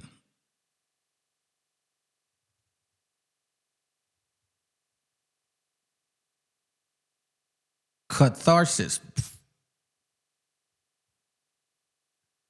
It means the process of releasing and hereby providing relief from strong repressed emotions. Oh, you know, like they're like crying, oh my God, or they'll start shaking and shit. The mysteries did not offer religious dogma to simply be believed, but a myth to be entered in. Initiation was not about learning something, but about experiencing an altered state of awareness. Plutarch, a pagan priest, confessed that those who had been initiated could produce no proof of the belief that they acquired. Aristotle maintains it is not necessary for the initiates to learn anything, but to receive impressions and to put it in a certain frame of mind. Do you understand here what we got going on? So now we see the actual mysteries of sin. We'll touch on the encoded secret teachings afterwards. So now let me show this to you real quick. Dionysius, right? Who is this? You see that carrying ivy in their head? Was the Olympian god of wine, vegetation, pleasure, festivity, madness, and a wild frenzy. He was depicted either as an older bearded god or an effeminate, long-haired youth. His attributes include thyris, a pine cone tipped staff, a drinking cup, and a crown of ivy. Dionysius was the son of Zeus, you see? And the princess Semele of Thebes.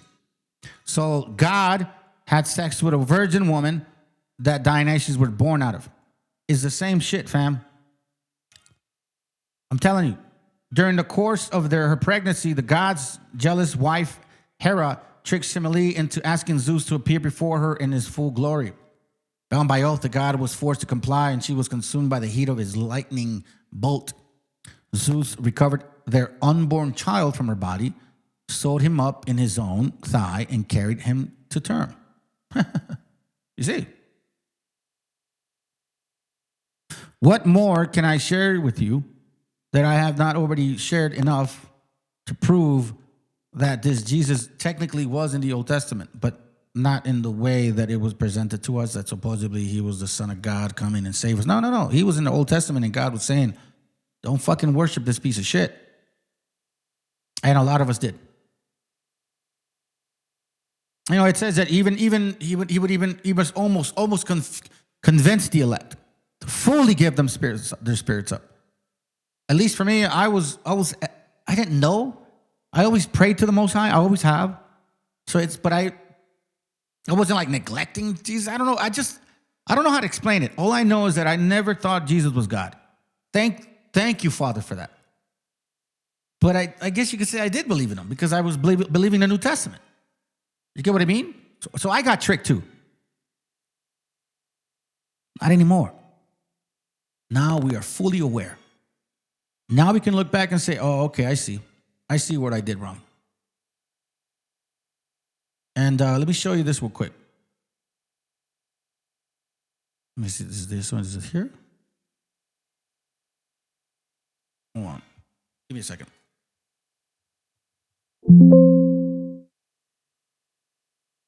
I thought it was that link. Or is it this link? All right, so let's check out a little bit more of a mega church crazy shit.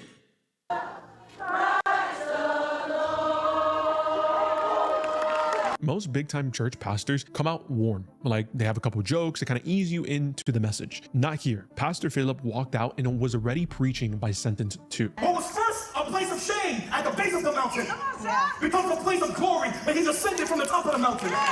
Something else crazy happened. In the middle of the message, the pastor just stopped and he pointed at a woman sitting right next to us, saying that he had seen her in his prayers and had the whole church pray over her on the spot. Like, This was crazy. And the whole message didn't feel like a feel-good motivational thing. It was just straight scripture. And what I didn't expect the most was that they never asked for donations, not even in the announcements. Okay, just got out of service.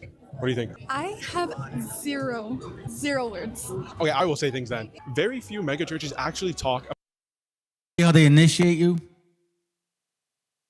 I mean, but it's still, listen, let's check it out.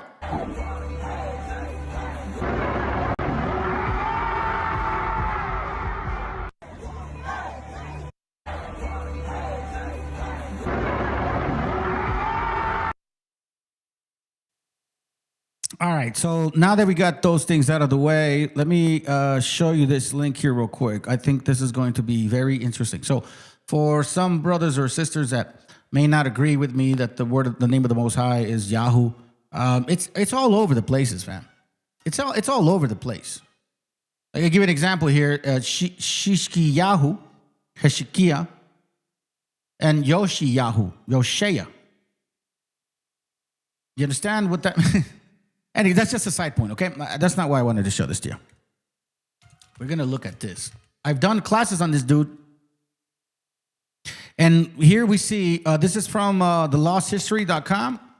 It's regarding it's regarding sunrise, or at least, certain religions in those times, right? In the Ur of the Chaldees. Talks about particular things regarding certain gods, Sumerian time, Lady of Heaven or Queen of Heaven, right? And Anana, name is derived from Nin Ana, right? She is the first in a long line of love goddess incarnation that spread throughout the Near East Western world. You see what I'm saying? She was the Aphrodite of Greek. She was the Aphrodite to the Greeks and Venus to the Romans. In the Old Testament, she referred to Ashtoreth, Lady of Shame, Queen of Heaven, Mother of Jesus. See? That's what I'm talking about, fam. So we've been going through this over and over and over and over again. Watch. It says here, Ashtoreth, which was a derivation of her Canaanite name, Ashereth, Canaanites. So the Hamitic nation started with Cush, created Christianity. Do you guys understand that now? Yeah, Jupiter, defender. No, it's not Jupiter, bro. It's Dionysus. They call him Bacchus, but it's Dionysus. I actually covered that a little earlier. He's called Dionysus. And I would suggest to use that word more instead of Olympus. Jupiter, Olympus throws people like left and right. They go looking for Olympus, Jupiter, all kinds of shit. If you say Dionysus, people are going to then look up that word and they're going to find out that Dionysus is basically like, it's Jesus. It's like the whole thing about Jesus. Born December 25th, died of a virgin, blah, blah, blah, blah, all of those things. So that's why I would suggest it. Because we don't want to miss that no more. Right? Hold on, give me a second real quick. What was I showing? Hold on, I had something in mind. Here it goes right here. See, so if you look at that word, if you look at the 2 Maccabees 6, it said Bacchus, right? In like the regular King James. If you go to the Oxford or another translation, it's Dionysus or Dionysus. And look at Dionysus. See, when you say Dionysus, people are going to look it up and they're going to be like, holy shit, that's Jesus. Yeah. So the Old Testament and the Apocrypha was giving us a warning. A lot of us didn't listen. It's okay. Now we know. Right? So let me go to this point. Odin, right? You see this? Dumuzi, Tammuz, Adonis, Odin. Judging by all these, it becomes clear that the name Odin is actually a derivative of the original surname Domuzi, Tammuz, Donis. Okay, so it's a form of a god. All right? Let's go back to 1. There goes 1. Odin, horse of Odin. It's a northern religion, okay? Has its own tree of life, tree of knowledge of good and evil. All right? Which is also said to be infested by birds and a snake. Odin. Odin, there, let's see, let me go here. So this is a god from the, white folks. Their supreme god Odin cut out one of his eyes in order to drink from the fountain of wisdom. The third root stretched deep down into the Nephilim world of cold, better known as the name of the goddess who ruled over the world, Hell. So that's where you get the whole, hell shit. Right? Watch this. The ash tree was also used by chief North god Odin and his brother V and Vili to create the first man. An elm tree was likewise to be used to create the first woman. In order to learn the secrets of the dead through the 9 runes of power, the All-Father Odin was also through a ritual, spiritual death, and resurrection on a tree. You see this? Are you? Odin, Run Songs describes how Odin was hung on a tree for 9 days. I know that I hung on a wicked rock tree 9 whole nights, divided by 3 days, with a spear wounded. Isn't that they say that supposedly the spear of destiny, was the one that wounded Jesus? And to Odin offered myself to myself.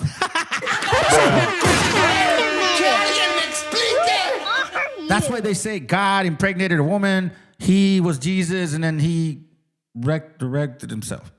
Here he says, and to Odin offered myself to myself on that tree, of which no one knows from what root it springs. A tree. Now, with that being said, okay, I want to share this video with you guys. I know that there's some of you that came in a little bit late. I've been going an hour and a half now. What up, brother? Good to have you here, man. And you too, obviously, Joe. I think I said what's up to Be Real, Waracuya. I think I did. If I didn't, my bad. So now that we are transitioning, so the reason why I want to share this video, and I've shared this video before, but I think it's important to see it again because now you're going to see the connection of Odin. Now we see like all of these gods and Odin and all this stuff, right? Follow me. It's going to blow your mind to find out who the Odin is. Like, who's Odin? That's why when I did this right here, the wicked Jesus, I wasn't kidding. I wanted to make sure you guys understood how far this rabbit hole is. All right? So this is only about an hour, and then we out. Okay? So please stick around and listen to this. This is going to help us really, really go further into this whole fucking world of Marvel, bro. Yeah, it's like the Marvel. Yeah, it's like a Marvel movie and shit. They put them in all Marvel movies. The greatest story. Yeah, the greatest story ever told. Damn freaking right. So you guys heard it from the dirty, stinking, fake-ass Jews that we should destroy them, right? That's what he said. You got to get rid of Esau. So, hey, fake Jews, when we start whooping your ass, don't complain. You know what I mean? Because it's funny that you guys are effing converts. Everybody knows it now. Stop lying. Nobody, there's just no way to deny it. Matter of fact, what is his name?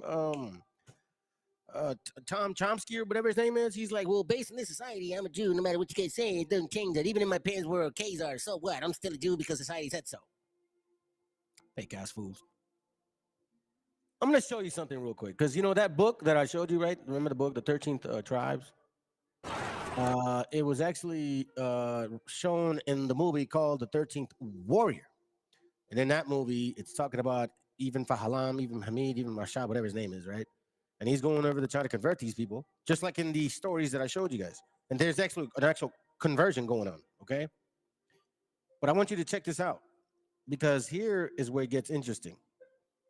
So this is the same movie right here, The 13th Warrior. So again, Khazars, stop lying to yourselves. You are part of that group. You are just like them. You said European. Well, you fuckers are from Europe. And you're not from Israel. You're our converts. It's stated. It's documented. You damn came from the Urs or Uggs, whatever they call that thing. He converted y'all. Why are you guys lying? I mean, it's like, dude, just get over it. So many people lie about their heritage, and none of you guys are even those people. Media money may help you. Reality is, when you look at that place over there, they allow the alphabet team to have the biggest parade ever in the world. Those are the people of the book. Those stinking fake Jews. The ones that bite people in the privates. The ones that study the Talmud, Mishnah, Zohar, and say in the background, destroy Edom. The one that the orange orangutan is part of, married to, then claims it's not part of and not married to. Come on, man, let's continue, bro. Let's listen in.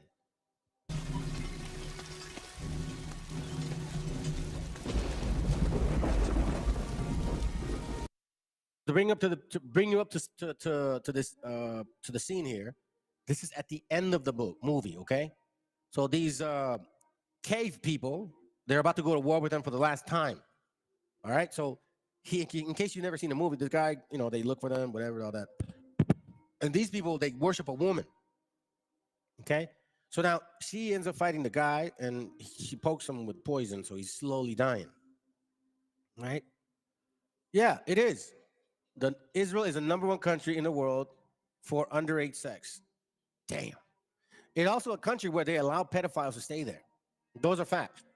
Now, you alphabet people can claim whatever you want to claim, but you're not going to bring that pedophile shit into the picture. Quite frankly, look, this is my opinion.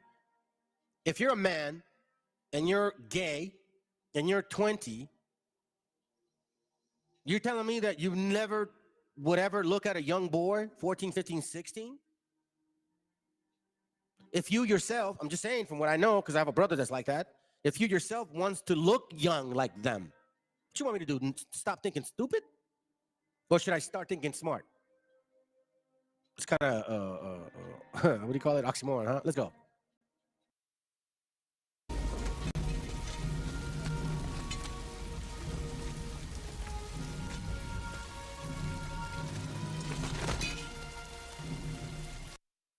So again, I'm pausing because I don't want him to block me. So again, men of the north, right? So let's get to the point. Watch this real quick. So then he sees this guy. They're getting ready for war.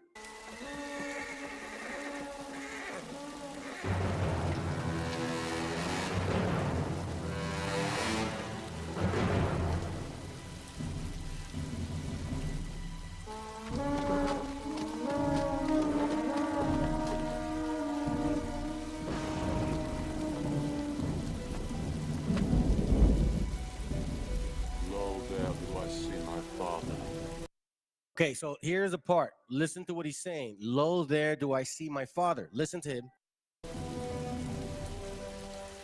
Lo, there do I see my mother and my sisters and my brothers.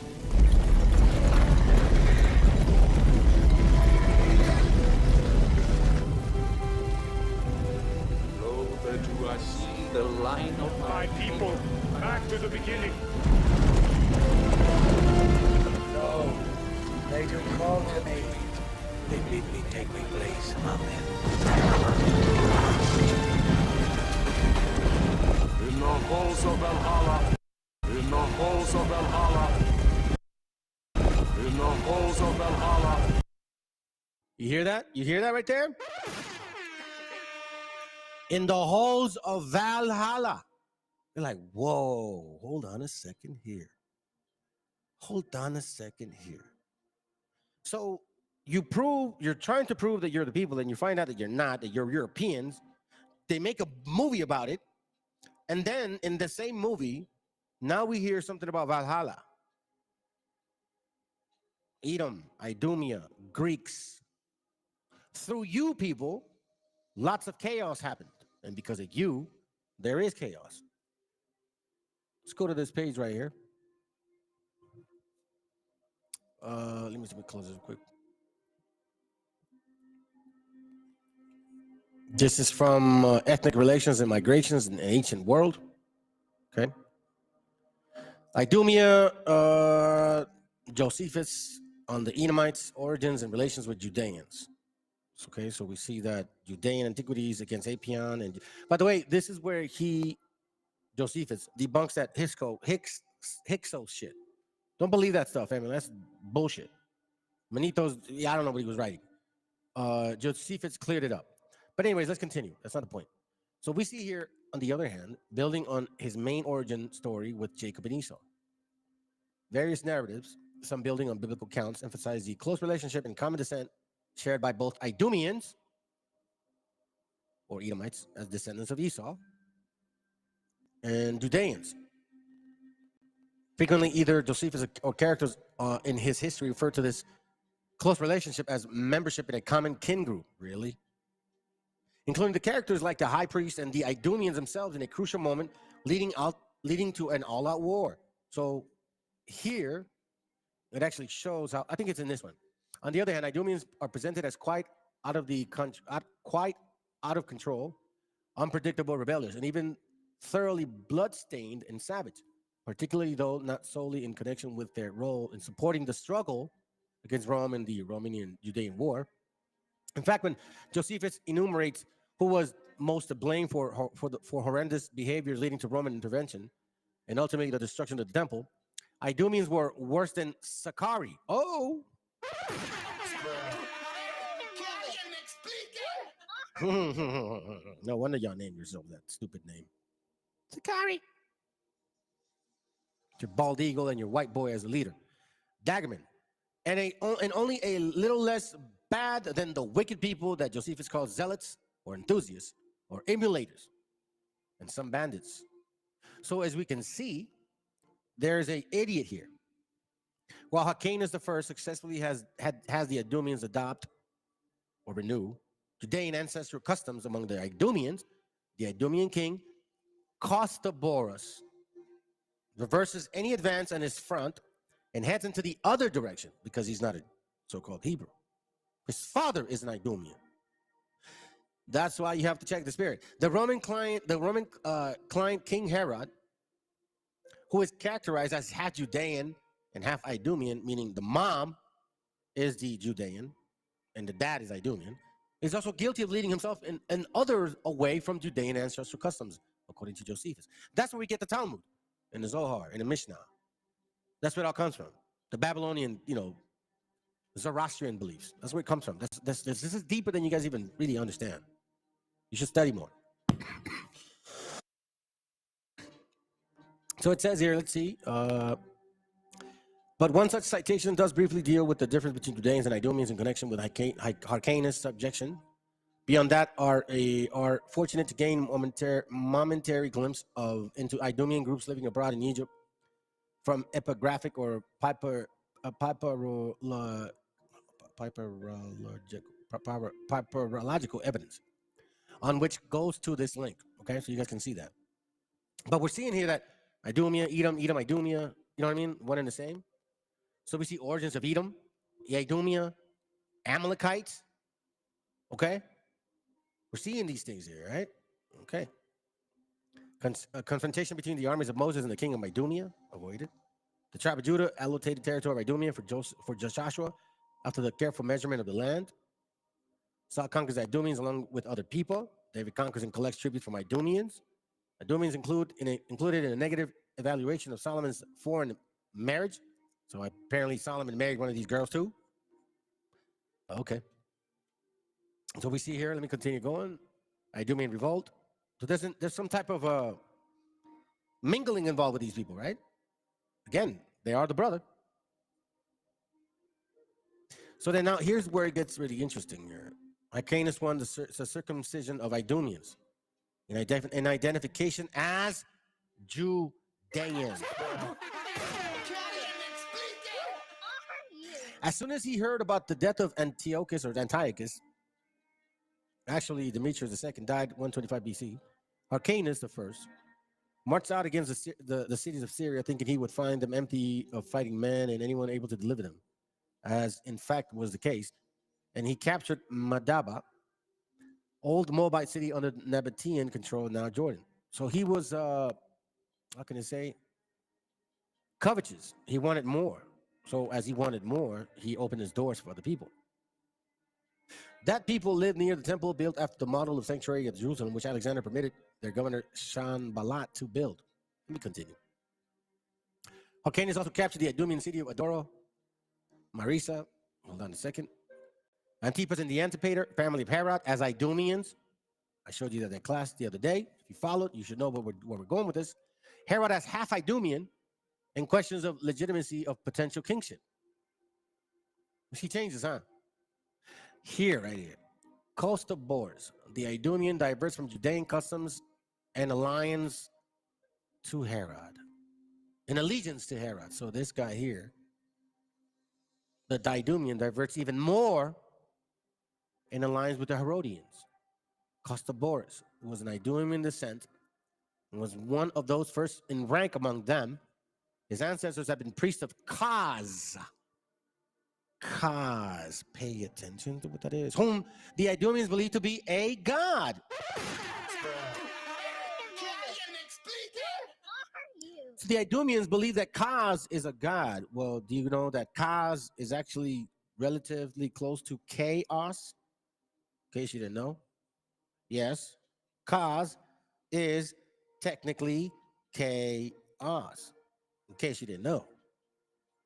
Whom the Idumeans believed to be a god. Now, Hyrcanus, the sellout, had altered their way of life and made them adopt the custom and laws of Judeans.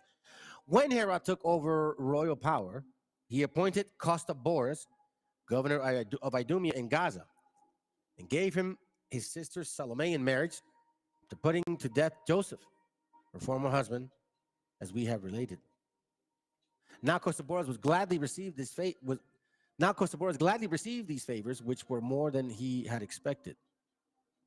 So now we see Costoboris himself said that he was ready to transfer his loyalty to her. He did not because he was especially pleased to be under Cleopatra's rule, but because he thought that if Herod were deprived of the greater part of his power, it would seem a simple matter for him to become ruler of Idumea, the descent group, and to achieve greater things. See this? Let's finish it up. However, the request of his sister and mother, Herod, let him go and granted him a pardon, but from that time on, he always regarded him as a suspect because of what he had attempted. So I guess he was trying to overcome Herod. Now, you're thinking, man, well, what does all that's got to do with? You'll see. You'll see. You are going to find out right now something very interesting.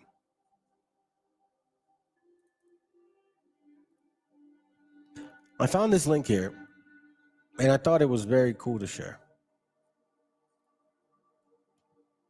Esau Today, Hebrew Nation.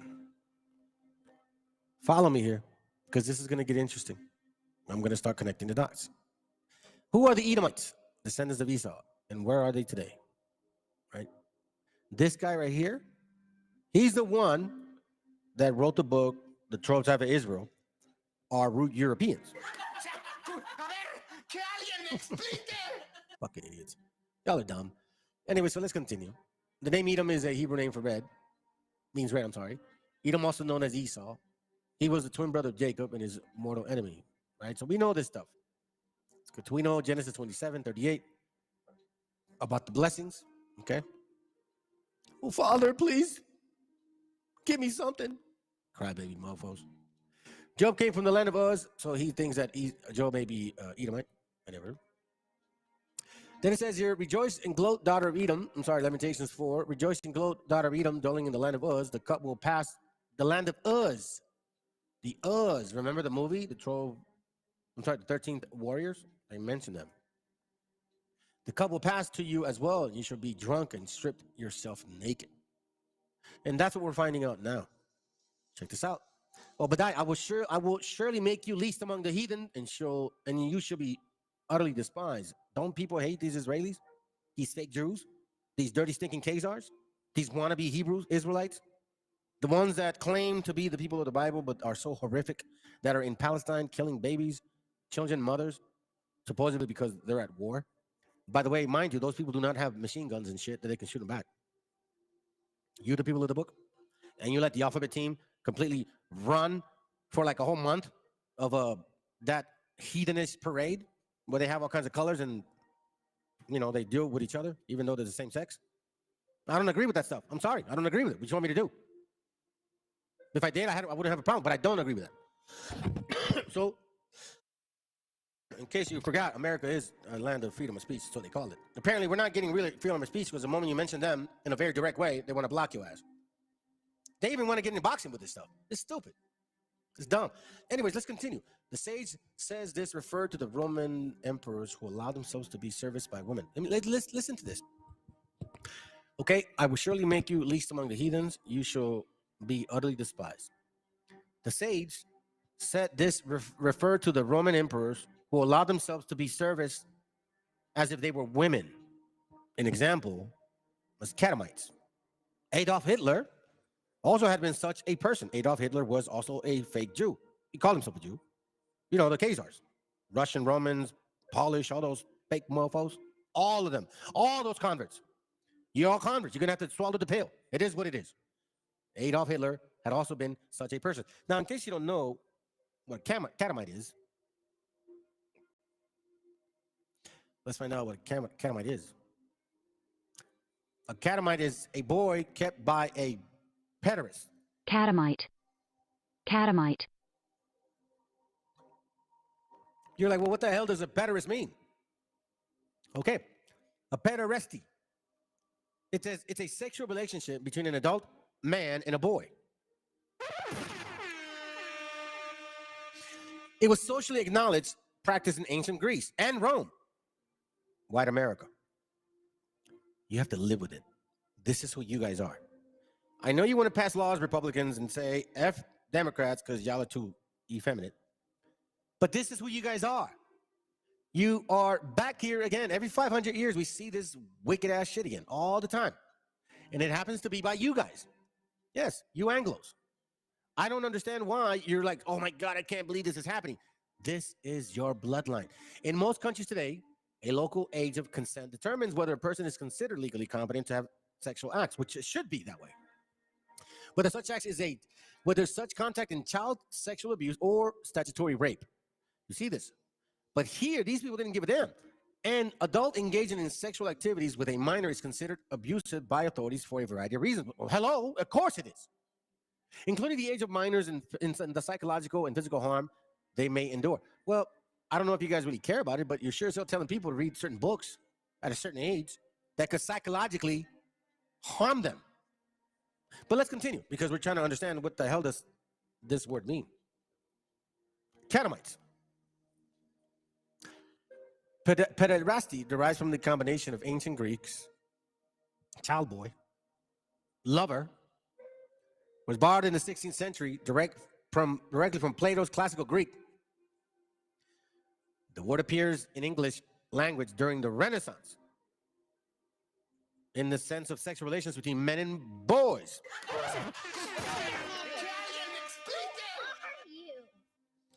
So now we have a name family for these guys here. Now we got some that are called Mayates, and now we got some that are called Catamites. Mayates, Catamites. Catamites, Mayates. You see how this sexual discovery of these people is so common for them? Let's continue. The Oxford Dictionary defines it as homosexual relations between them. Well, that's what it says. I'm just reading it. The Oxford English Dictionary defines it as a homosexual relation between a man and a boy. Homosexual anal intercourse, usually with a boy or a younger man, as passive partners. So, Catamites, Edomites, right? Mayates, Canaanites. Now we're trying to see who you are. Pederasty in ancient Greece was a social acknowledged romantic relationship between an adult male and a younger male, usually in his teens. This age difference between a socially powerful and socially less powerful partner was characteristics of archaic is Greek.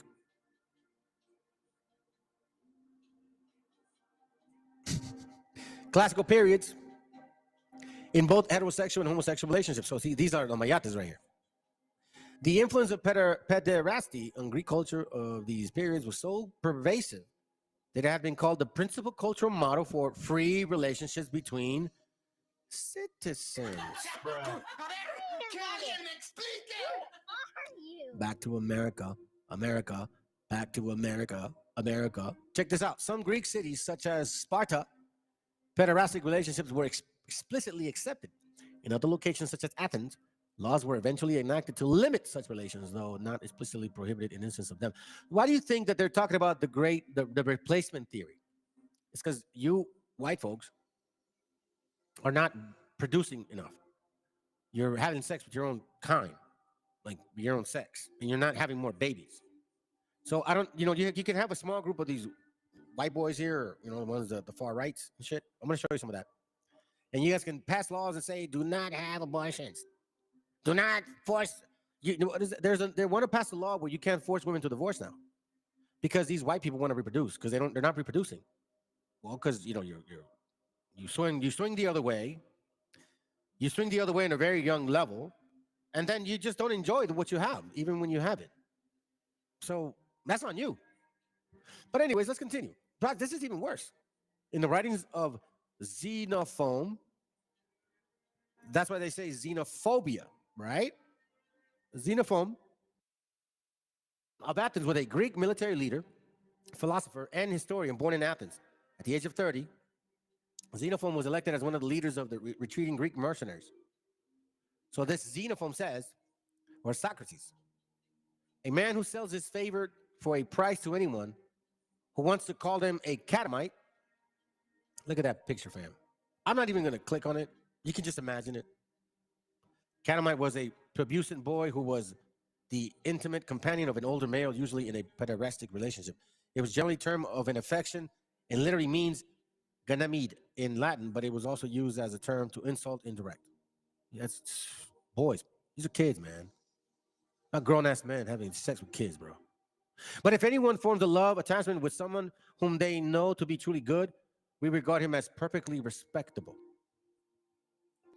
In writings of Plato, Socrates considered pederasty as a superior form of love compared to the love of a woman. Each author may have used Socrates as a spokesman for their own viewpoints. The Socratic writings of the two authors were one of the main texts that led to Kenneth Dover, as you can see, right? And Michael Foucault, Understanding of Pederasty as a Matter of Debate in Ancient Greece. See this? Not really a side point. Not really a side point. Because, we were reading something, right?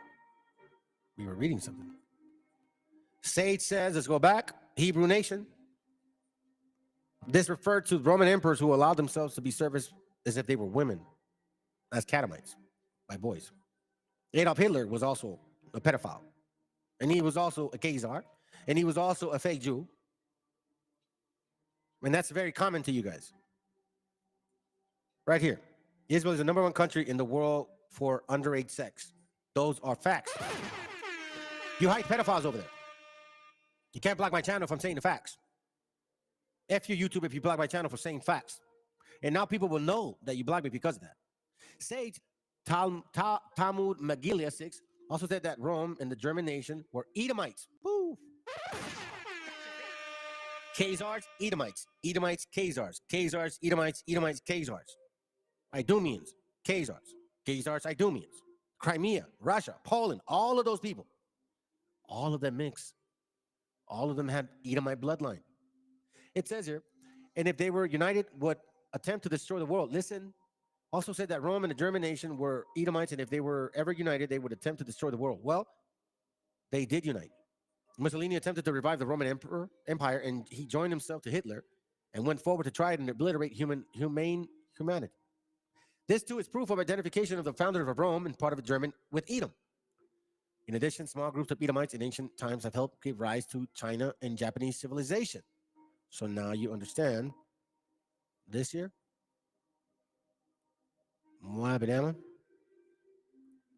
Okay, let's continue.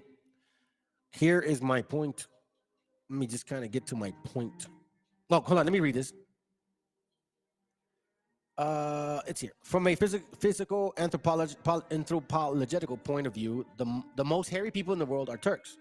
The early Turks were described by others as red-haired. Later, they were intermixed with other people and largely lost his quality. This is interesting because there are those who identify the Turks with Edom. Nevertheless, even though There may be some Edomites among the Turks. Most of them, in our opinion, are descended from another ancestor and not from Esau, which I agree. There is also an Edomite element among the Russians. Oh, there's also an Edomite element among the Russians, he's asking. The name Rus can mean red. See this? Okay, so now here we go. Here's the point. Historically, Edom settled to the southeast of Judah in Idumea. A portion of them became partly Jewish and helped give rise to Christianity. Many of them became Christians, Abar Badel. Edomites also established enclaves in other nations. We find Edomites in Tyre of the Phoenicians, in Assyria and Babylon, in Urartu, Armenia.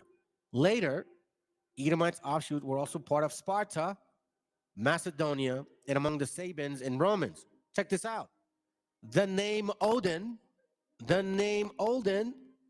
means Edom.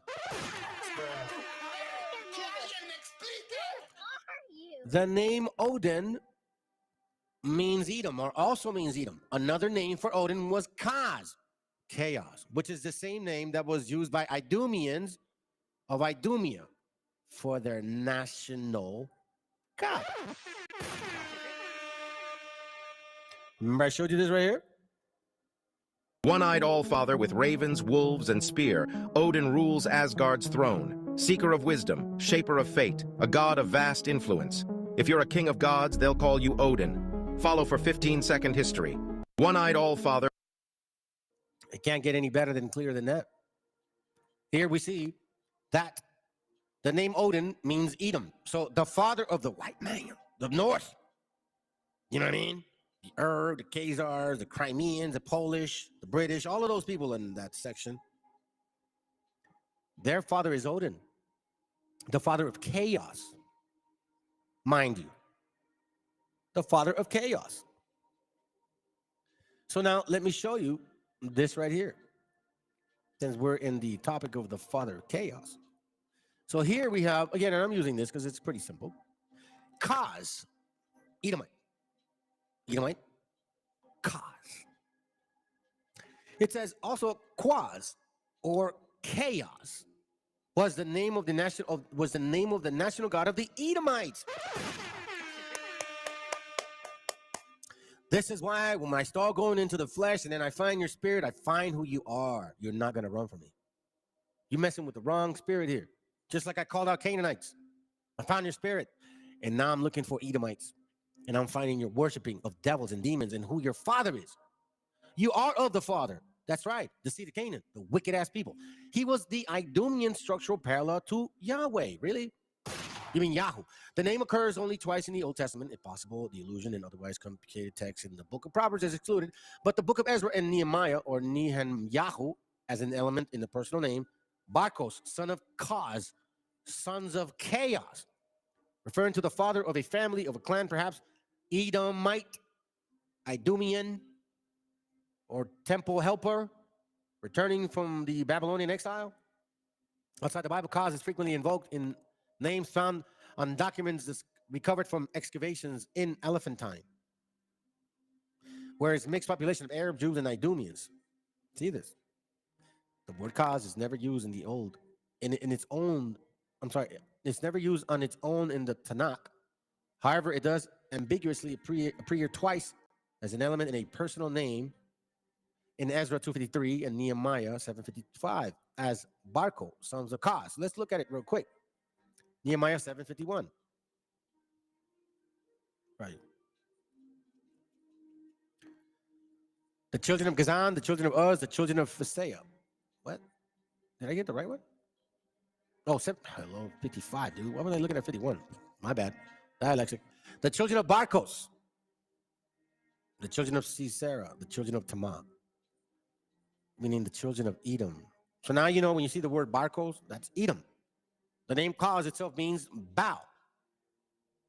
Kaz became identified with Kuza, a pre-Islamic Arab god of weather worshipped by the people of Muzdalifah. Kuza, the archer. So you see this right here, right? And again, you have to understand what this means. Nabatean depiction of the goddess, right? So now we're seeing, holy mother. That's right. I almost forgot. Remember this name? Costabaris, or Costabaris, the guy that, was given the position by Herod, and he tried to overcome Herod, and Herod didn't trust him no more. Okay, he's here. Kostapar is one whose name meant cause is mighty. He was an Idumean. Was a native Idumean, descended from the priestly family attached to this cult. Now you understand why they studied the Kabbalah. Now you know why the Sephiroth and then the whole concept of Jacob's ladder. You know, the 10 crowns, the 10 powers. You need to look this stuff up. That's why these people teach this stuff. That's why they believe it. That's why Saint Germain is their man.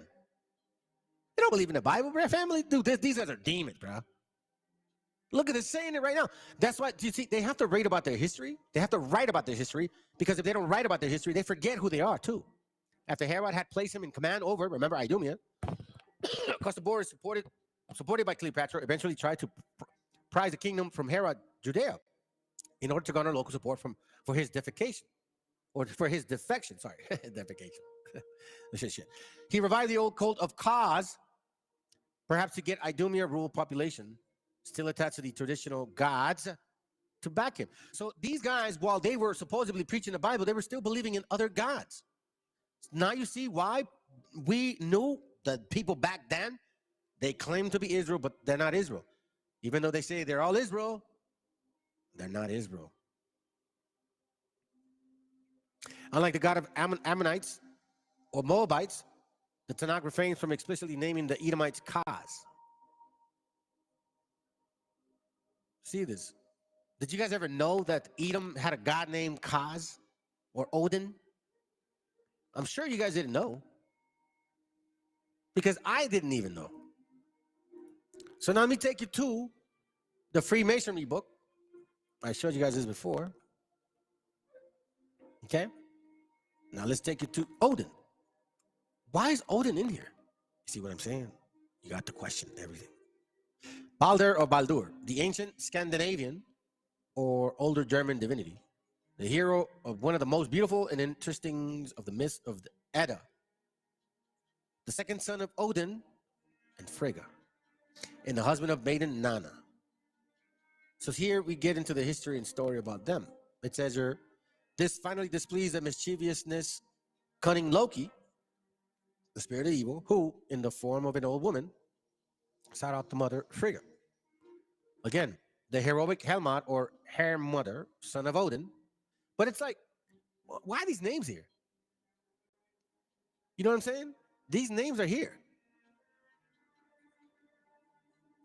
So you have to wonder, like, is this real? Yeah, look. Frida Frey, blah, blah, blah, blah, blah, blah. Northern mythology, the column or pillar set apart to the goddess Frey in the temple of Uppsala became the pillar of beauty and plenteousness, bro. Fort says in his Antiquities, chapter 27, the three divinities in the North Temple at Uppsala in Denmark, Odin, Thor, and Frey. If they tell you who they are, start believing them. Yeah, they do. They actually do, Brown Ray. Good to have you here, bro. They actually do worship Odin because it's their Greek mythology. It's literally their Greek mythology. Look, I'll show you. I'll show you real quick here. Let me go here.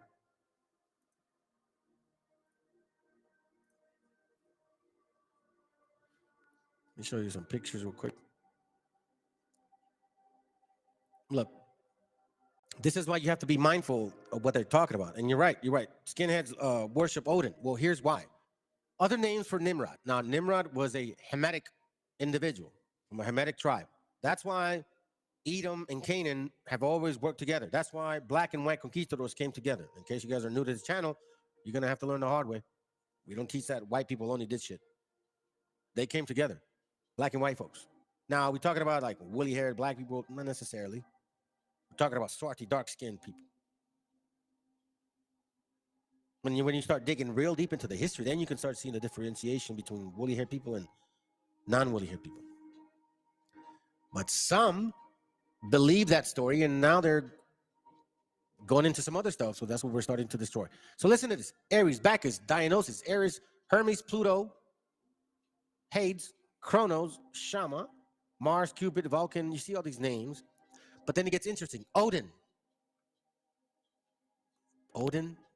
Wudan, Baal, red, like the heifer. The heifer is red. Check this out. Babylon, confusing once again. We have Baal. Oops, sorry, my bad. We have Baal, Balal, Baali, Baalim, Moloch, Shemesh, Marduk. You see all those things, right? And to the right, you see the names of them. Ishtar, Ishi, Shing, Venus, Aphrodite, Isis, Astarte. Now you know why Greece has Aphrodites. Well, I mean, they're pedophilites. They're pedophilites. I'm sure Aphrodites would be good for them too. Here to the left, we see Tammuz, Horus, Osiris, Cupid, the boy Jupiter. You notice this? Rome, Cupid, the boy. Greece, Aphrodites. And you guys complaining about your own ways? Shut up, white folks. This is who you guys are. You brought this shit to us here. You're not from this continent. You brought this stuff to us. This is not part of us. Odin. I'm sorry, where is it at? Odin, where is it at? Oh, Odin, there it goes right here. Odin. Krishna, Vishnu, Zeus, Mithra, Mahat. See this? Odin. Odin somehow, some way, it's kind of involved in the pantheon of these gods. Why? Seriously, why? Odin. And this is where it gets crazy. Okay? Remember the god Kaz or the god K-Oz. So this is what they believe in. This is their god. The glory of Ensoft, the supreme and universal soul, the Sephiroth. And it's chaos. Organizing chaos. I'm not going to read that. I just want to show you how they maneuver. Chaos is something that they need. Check this out on the bottom. It's just a page that I wanted to read to you. Look at this. Because this is happening now, and I'm going to show you. The success of democracy depends upon the quality of its individual elements. If in this element the racial values are high, government will be equal to all the economic, educational, religious, and scientific demands of the time. If, on the contrary, there is a constant and progressive racial degeneracy, like racism, oppression, and all that shit, okay? It is only a question of time when popular self-government will be impossible and will be succeeded by chaos, which we see January 6th, Donald Trump, Republicans, Democrats, they're all going crazy.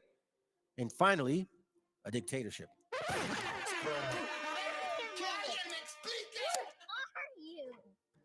I'm not lying, family. I'm calling it for what I see it. It says here, 3 steps. Well, 4.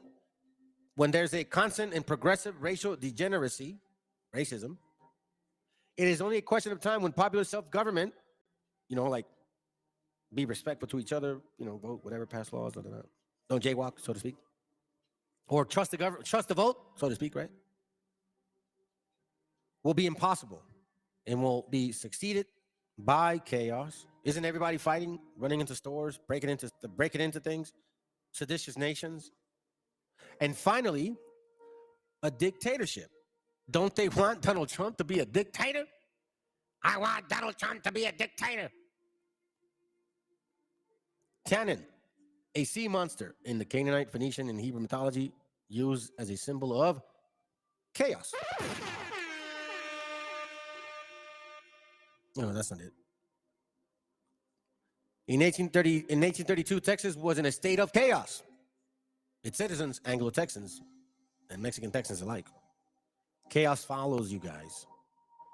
This is that whole devilish doctrine. But even in this tier right here, look at that right there. The god of Kaz. K-Oz. We go right here. Drinking. Dionysus, Shiva, Odin, voodoo, and hoodoo. Isaiah chapter 58. Part of faith for pagans to do honor.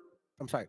Part of faith for pagans to do. I'm sorry. Part of faith for pagans to honor pagan gods and ancestors. Okay, yeah, they wrote it wrong. Used to invoke spirits in ritual ceremonial practices. Pagans emphasized drinking in moderation to keep balance of good and evil, chaos, evil, doing. Luciferian brewing and melting handcraft beer. Wow.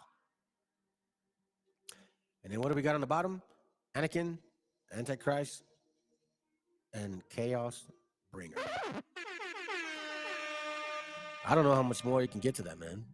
You know, it's like it's constantly reminding us of who and what these people are. Now, we see here the Grecians. This is from the dictionary. I'm sorry, it's I showed you this before. The Zondervan Pictorial Bible Dictionary, okay? What's on the bottom what it says? Their civilization, this is talking about oops, sorry, my bad. Grecians, okay? Their civilization vanished before the end of the second millennium in a dark age of destruction and invasion occasioned by further waves of wandering tribes, just as the Celts. Roman, Saxon, Danes, Norman ripples of the same folk movements of related people made a succession of construction and destruction of Britain. Out of 4 centuries, listen, out of 4 centuries of chaos, emerged the complex of peoples on an island in the mainland who are called Greeks. So the only way that these people succeed is by bringing chaos. Isn't this what they did when they came here? These Edomites, Idumeans, when they came here, they didn't say, hey, we're converts just like you. We believe in Jesus just like you. The laws are done away with, and faith has embraced us.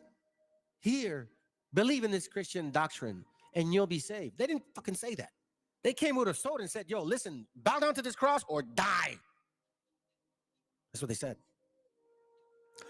Traditions concerning Edomites, 232. Esau's descendants are the subjects of extensive traditions in which the rabbis, with a effrontery at which we should wonder in any other man, have set at defiance all authentic history and accurate chronology.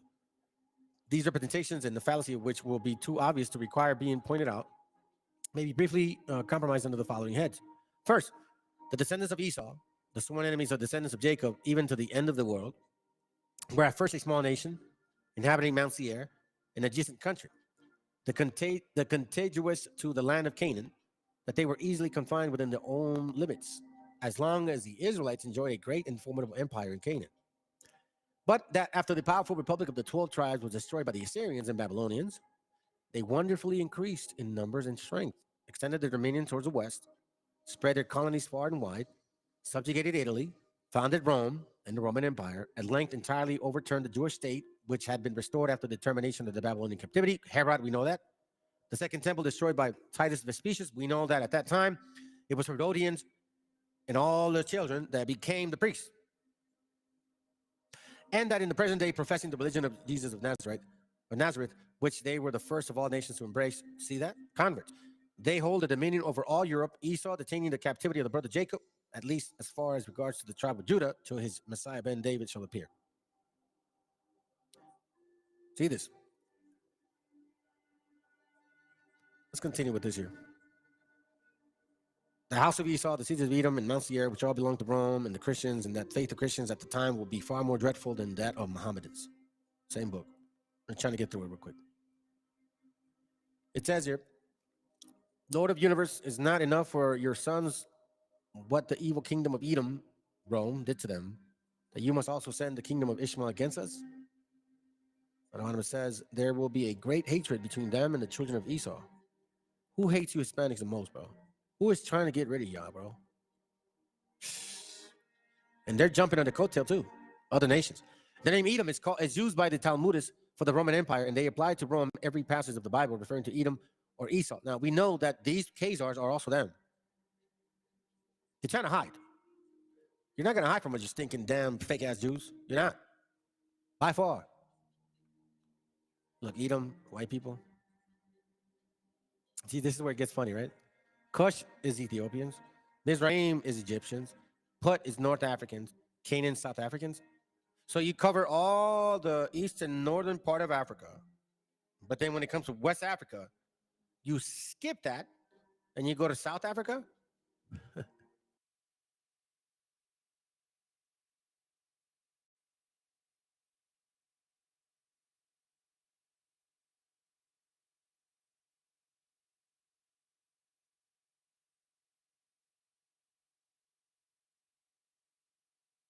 Thought you want to know the Zionists own a slave ship named Jesus. Damn, everything is lighting up for the captives. Bill Gates with Rabbi Shisham, the head of the Jewish extremist end-time cult Chabad Lubavitch. Gates' mother is a Maxwell, related to the Israeli Mossad agent Robert Maxwell, and his daughter, is that from Epstein? Ghislaine, who used child trafficking to blackmail world leaders. Oh shit, it is, huh? You damn demons. Let's finish it up. Esau was Edom, signifies red. We know that. This is just extra stuff, fam. Just kind of putting my notes in here. We know Idumea, pertaining to Edom, right? So we know that. And it says here, the name used by the Greeks and Romans for the country of Edom.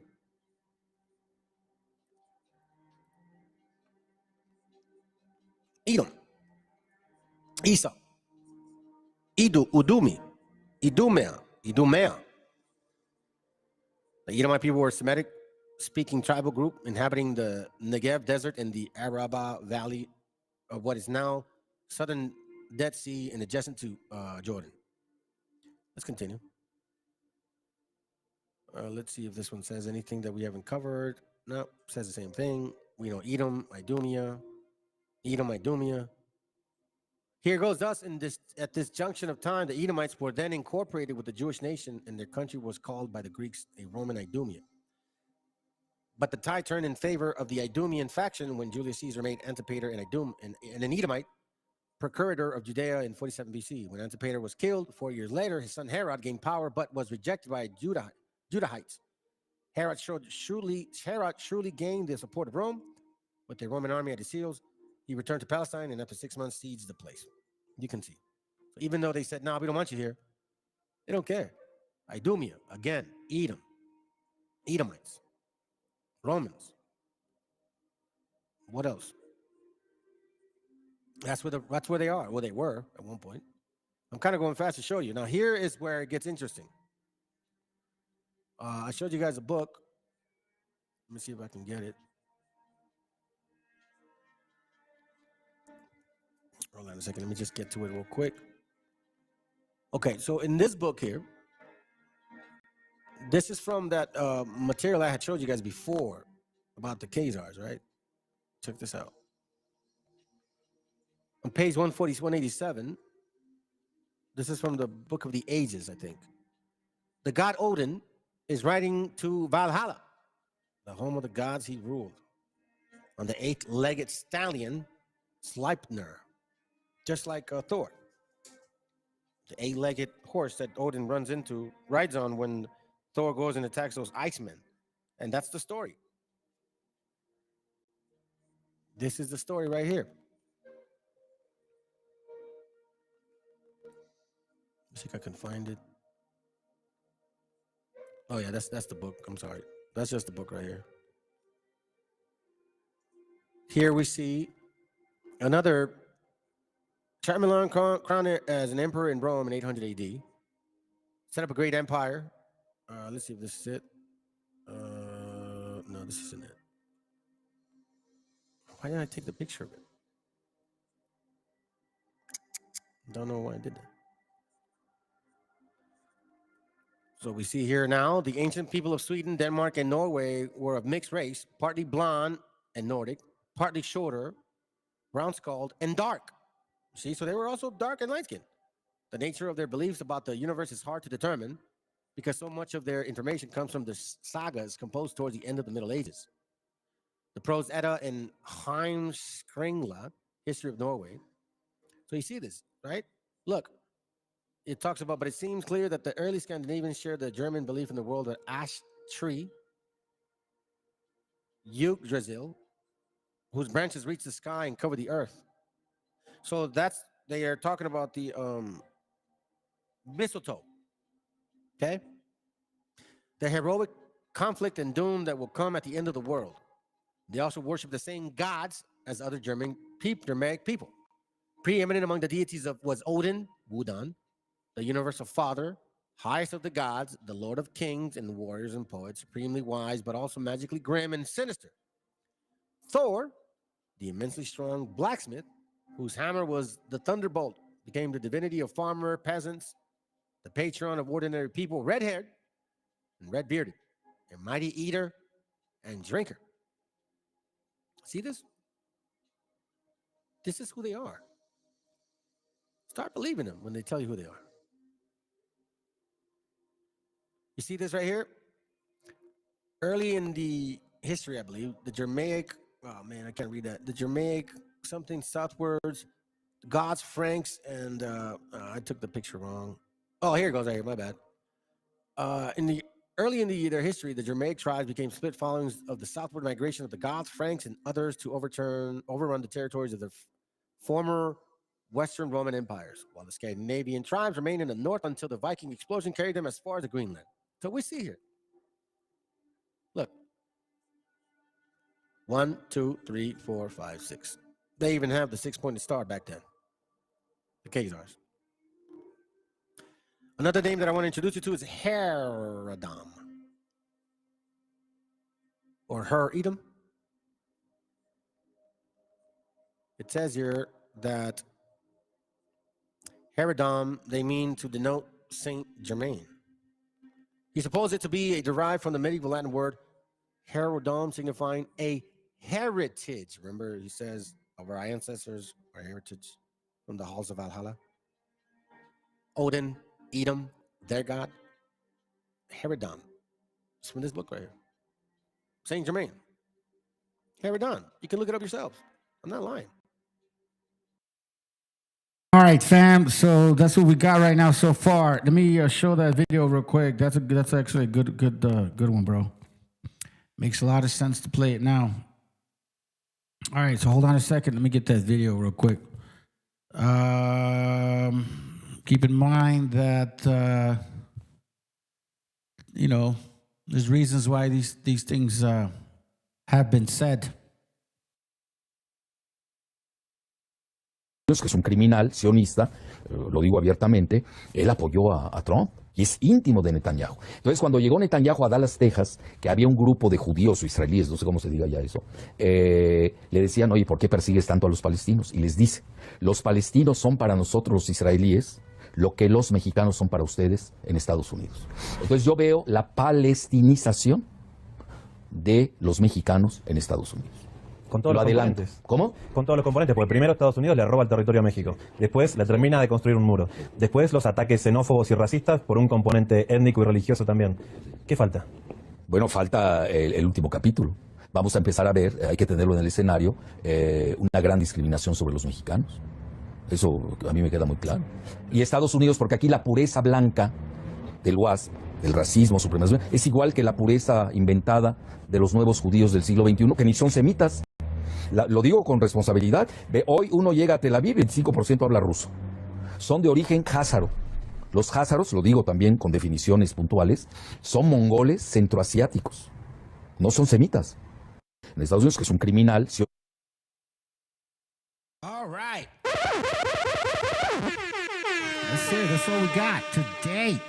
That's all we got for you today, family. Hope it was. I hope you appreciate it. I will say this though. Hey, Jacques. You want to jump on for a little bit? I got a little bit of time, maybe like 15 minutes. You want to share some stuff? Because you said last time you wanted to jump on. The reason I kind of do want you to jump on because I want to show this to you. This is what we're running into. See, now these 12-type chart pushers, especially these Mexicans, they want to call themselves fucking Issachars and shit. This is who you guys are.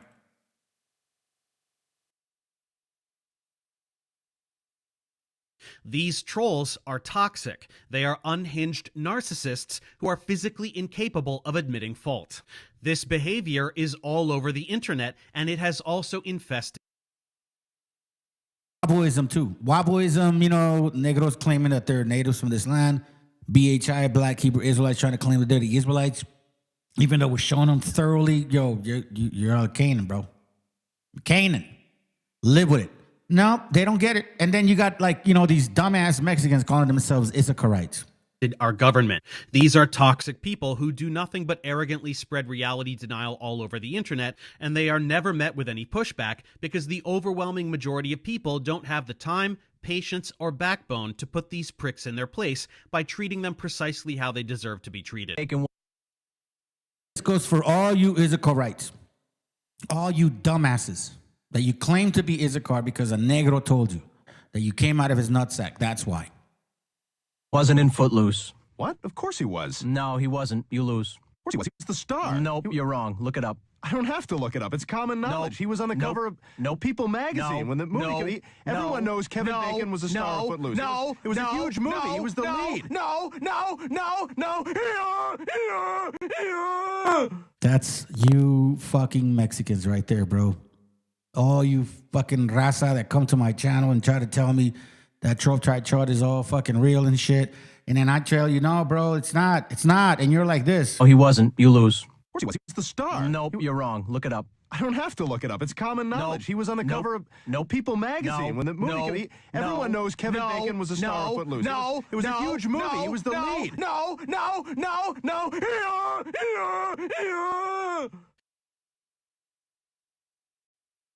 And if that ain't true, bro, I don't know what is. All right, yeah, I ain't coming up. That's good. Don't trip. It's all good, man. I'm not trying to pressure you guys. I hope you appreciate the documentation, the information, and the knowledge. Please share it. Make sure you like what you see. Please do it. So far, we only got about, 16 likes. I could have probably should have seen more. You know, this is some heavy duty documentation. Most of the time, people charge and shit, and they ask for membership fees in order to learn these type of things. I don't even do that, bro. I give you this shit with sincerity and free at no cost. But apparently, that means nothing to you. If I put money on it, you guys are pay it? I mean, you fucking listen to people that just talk about nonsense, don't give you sources. Maybe, it's okay. They play music, listen to shit, fuck around, joke, whatever. But you guys give them money. A lot of you watch these people, bro. I give you free info, and guess what? Y'all don't even want it, bro. It's just amazing to me. Amazing to me. You know what I mean? So anyways, stay strong, fam. Stay strong in the Lord. All blessings to the Most High, our Creator, Yahoo, or as some other call him, Yahweh. I hope that both of us have it correct.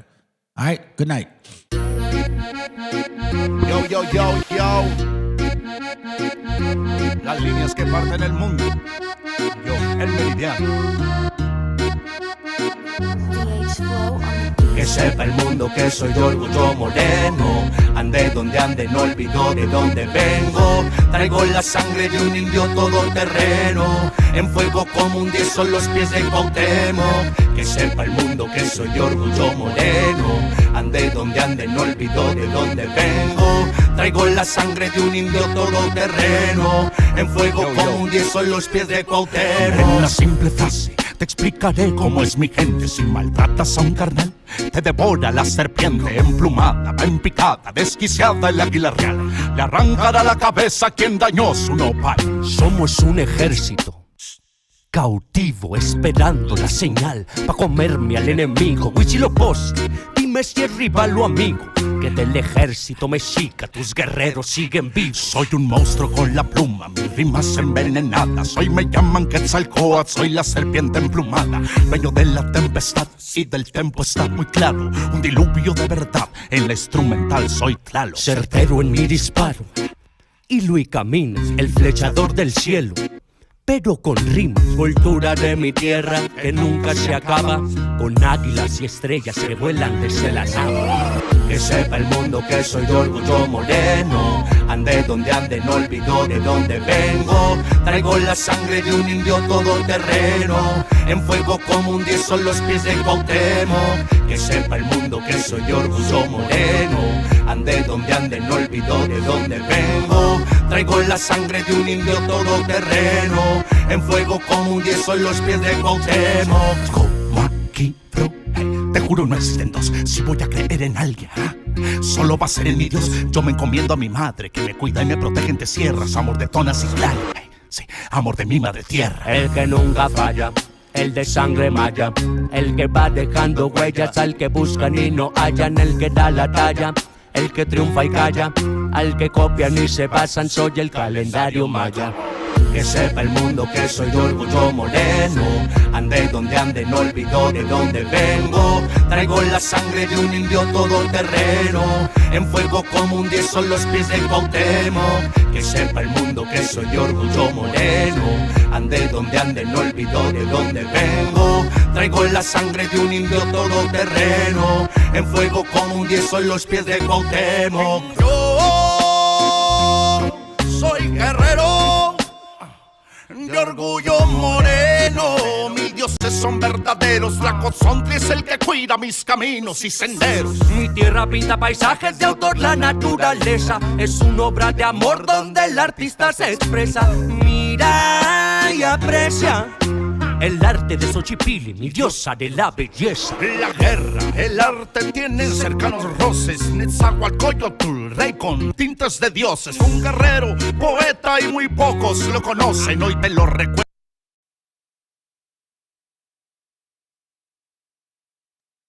Can you hear me, bro?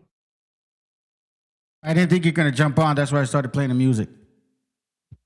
Can you hear me, bro? Yeah, I can hear you, man. Hold on. Let me just put you on real quick. Go for it, dude. Go for it. There we go. Can you hear me? Minutes, man. At least 15 minutes, because I'm kind of tired and shit. I don't think I have any volume. You don't? Yeah, I can hear you. We can hear. Oh, wait, hold on. Go ahead. Say something. Yeah, we can hear you, bro. Yo, we can hear you. I can hear you. Yo, can you hear me? Hello. Okay, can you hear me now? Yeah, I can hear you, bro. I can't hear you, bro. And if you can hear me, I can't hear you. I can definitely hear you, my friend. I can hear you. I'm right here. See that? Yeah, I can't hear anything, bro. You want to come back? Yeah, I can't hear nothing on this side on my end. Okay, then try to come back one more time. If not, then we'll just call it a night, bro. Because to be honest, I'm kind of tired. Because once I start playing the music, matter of fact, you know what? Let's just do it another time, dude. Because once I start playing the music, man, I'm kind of like already like shutting it down and shit. So next time, we'll make sure that we get you back on, okay? No te preocupes, bro. Let's finish it. All right, man. We'll do it next time, brother. Okay? Let's see what else I got. Where the fuck did I put? Oh, the music. Shit. All right, hold on. Let me play something else. I might have cut it off too early. All right, just a couple songs and we out.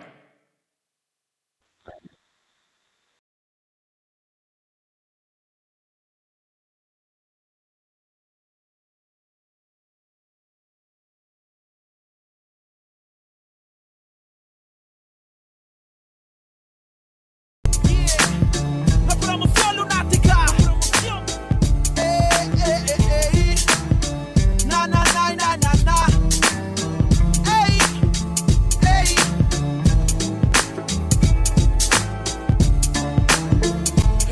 Pregunta dónde se quedó. Pregunta cuándo fue que la muerte por su casa pasó. Pregunta por su vida y mira su cuerpo tiro en la mitad de la cabeza. Y se pregunta si es su muerto más. Si la muerte vino por él, llevándose alegría. A su hermana la puedes ver llorando todavía. Todos se preguntan quién, pero nadie puede responder. Hasta que pega el fierro en la mano del muerto. Ahora es un fantasma que vive pintado en una pared. El mismo que anda penando en el barrio. No está tranquilo porque caminando con otro la ve. Por la que se mató sin pensarlo bien. ¿Y para dónde es que se van? Cuando por una tonta razón se van aquellos que más quieres. Pregunto para dónde irán. Es uno menos en el barrio y uno más para el recuerdo. De pocos a pocos mi gente se desvanece. Pero casi siempre son los que no lo merecen. La muerte de un inocente lo sabe la gente, pero nadie dice que él se lo llevó. Se rompió un corazón, lágrimas de madre. Sangre en sus manos y no lo comprende el padre. Recuerda que la vida no tiene un valor y grita al cielo. Mejor recógeme a mi Señor. Pase lo que pase hoy, siempre con la mente tu recuerdo en mi corazón te llevaré. Para donde quiera que yo voy, pienso diferente. Es que el amor ahora está presente. Pase lo que pase hoy, siempre con la mente tu recuerdo en mi corazón te llevaré. Para donde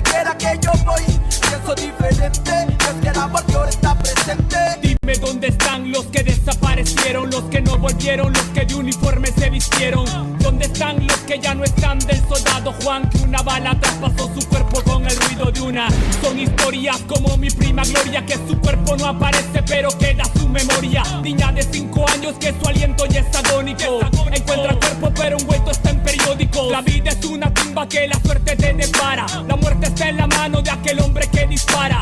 Padre que espera a su hijo que vive en la urbe, pero al día siguiente lo recogerá en la morgue. Se cuentan horas, días y también los calendarios. Primo, nadie sabe si caerás en cementerios. Como mi amigo Mario que jugaba a ser sicario. Hasta mató a su hermano y lo tomó como algo serio. Se cuentan horas, días y también las estadísticas. Para la policía un expediente más en balística. La lista aumenta y también el desenfreno. Como aquel niño que golpeado en el hogar se siente ajeno. Le pone freno y toma la decisión, sacando la pistola de su padre en el cajón. Su lápida ahora pinta: hijo mío, te queremos. Si la muerte nos permite, algún día nos veremos. Pase lo que pase hoy, siempre con la mente tu recuerdo en mi corazón te llevaré. Para donde quiera que yo voy, pienso diferente, es que el amor de ahora está presente. Pase lo que pase hoy, siempre con la mente tu recuerdo en mi corazón te llevaré. Para donde quiera que yo voy, pienso diferente, es que el amor de ahora está presente. ¿Dónde van? ¿Dónde? Dime dónde van las almas que se pierden en el camino de la vida. ¿Dónde van? Dime dónde van. Que te tienen pulsos y otros por impulsos para el diván. Penas que se cuentan en la esquina. Cuidado con la neblina que la muerte se avecina por la acera. Joven estudiante muere en una balacera. Otro lío de pandillas que en el diario aparecerá. La vida se desaparece como el humo de un cigarro. Locos disparando desde un carro. Otra vida que se pierde bajo el cielo gris. No se puede ser feliz cuando gente muere en un desliz. Como Marco que soñaba con ser narco, viajar en barco y olvidarse de las penas en su cuarto. Pero cada vez que parcha ya se siente harto. Y su corazón marchito marcha para el infarto. Almas en oferta como Berta. Que se acuesta en una cama pero en otra se despierta. Son 14 años y ya perdió la niñez. Que desaparece un viernes y no regresa en 2 o 3. Coleccionando amores sin importancia a los rumores. Malos menores sin temores y sin valores. Deambulando en cada sitio, con el futuro a convertirse en un graffiti. Pase lo que pase hoy, siempre con la mente tu recuerdo en mi corazón te llevaré. Para donde quiera que yo voy, pienso diferente, es que el amor de ahora está presente. Pase lo que pase hoy, siempre con la mente tu recuerdo en mi corazón te llevaré. Para donde quiera que yo voy, pienso diferente, es que el amor de ahora está presente.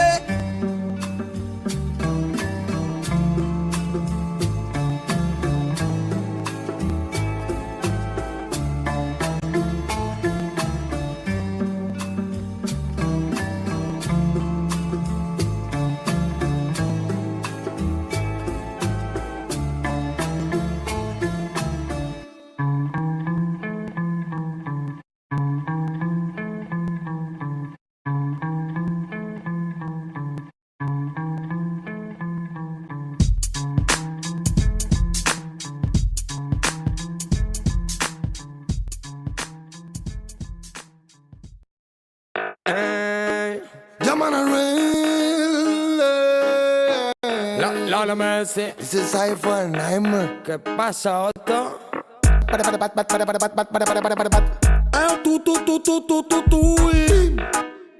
It's original. Yo, watch no. I feel the girl them dancing a party smoker. Wine, wine, wine, wine. Give me the sense in your point, we want take no coca. Wine, wine, wine, wine. First my friend, lady my lover. Wine, wine, wine, wine. Party turn up, shut a dance and soca. Wine, wine, wine, wine. Este juego salvaje que te pego. Aquí queremos fiestas sin maquillar el ego. Si tan duro como el ego. Pacto sangriento de fuego. Si rompes la palabra te maldecimos luego. Llega la masacre para el tipo de revista machista y para la mona que va de lista. Sonamos en la calle y prendemos cada pista. Cuca, gran can, ourón de mista. Baila como quiera, ya los demás que le dé. Que todo fluya, que solo es tuya, mi friend. Esta vida loca te dirá cómo saber toda la bulla de los que quieran tu bien. Me encanta y buena será para todo aquel que quiera. Menos violencia temeraria para cualquiera. Brilla como una estrella en esta vida bella. Somos hermanos que borramos toda frontera. Rumba, suena la bomba que traemos los soldiers. Gimme, gimme, gimme, gimme son. Esta penumbra que hasta que tumba, solo modo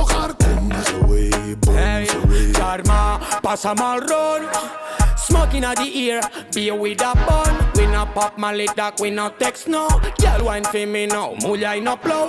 But bitch they a but we no girl clown. Run quick forward, bunny straight show. Up inna your belly say me can't take it out. Can't test way dark, better just slow. Batman no ronca, no es mis pies al camisa, sino al camisa escolta. Monta la bici rica, monta. Tight pussy girl, straight from Colombia. Wine and jiggle sobre meu tota l'estona. Santifico el teu punani des de l'Ebre fins a Osona. Monument a Empúria Brava, monument a Barcelona. Fem sonar l'alarma antiincendis de la zona. Germà, passa'm el ron. Smoke inna the ear, beer with a bun. We no pop Mali Doc, we no text no. Girl wine for me, mulya in no flow. I feel the girl them dancing a party smoker. Wine, wine, wine, wine. Give me the sense in your point, we won't take no coca. Wine, wine, wine, wine. First my friend, lady palava. Wine, wine, wine, wine. Party turn up, shut a dance and soca. Wine, wine, wine, wine.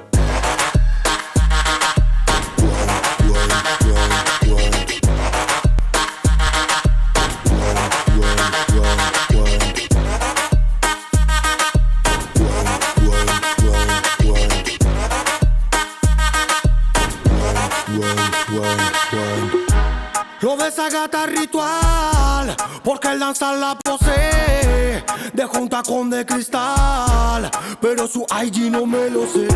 Luz de neón blanca nunca, lila como el pelo de Turanga. Bossa blanca, suena bunga, no va guiar pa' que rompa. Sabe que sube mi tensión, pero esa asesina no tiene corazón. Sin one real bad, no va guiar pa' que rompa. Vengo mal hasta el hueso, mi equipo está en eso y no hay vacantes. Nunca fue solo porque eso, del ritmo estoy preso, que no me falte. Venimos ready para que lo aguante. Puto Batman, quita de delante. Te vamos a dar la guillotina que aniquila como murderer. Ey. Turn up, that booty's on fire. No queda tiempo de andar con vampire, don't stop. Ajustate la malla. Make them sweat sin estar en la playa, girl. Humo con sabor a papaya. Style y vaya donde vaya. Todos los dreadies van pa' allá. Scooby, reggaeton saltraya. Backshot to backshot, we tele to telele. Esto no lo ves por la telele. Corre, ve y dile a tu frenene. Vente que nadie te frene, tu nenene. Sunscrews del Mediterráneo. Underground soterrani. Then never run away. Man no entra el panic. Lita igual papial que se rani. Pasamos revista aquí como la milili. Soundman del palo wikilili. Mr. Gran Campeón, nigga, cucape. Son lo que son y no son unos wannabes. I feel the girl them dancing a party smoker. Wine, wine, wine, wine. Give me the sense in your point, we won't take no coca. Wine, wine, wine, wine. First my friend, lady palava. Wine, wine, wine, wine. Party turn up, shut a dance and soca. Wine, wine, wine, wine.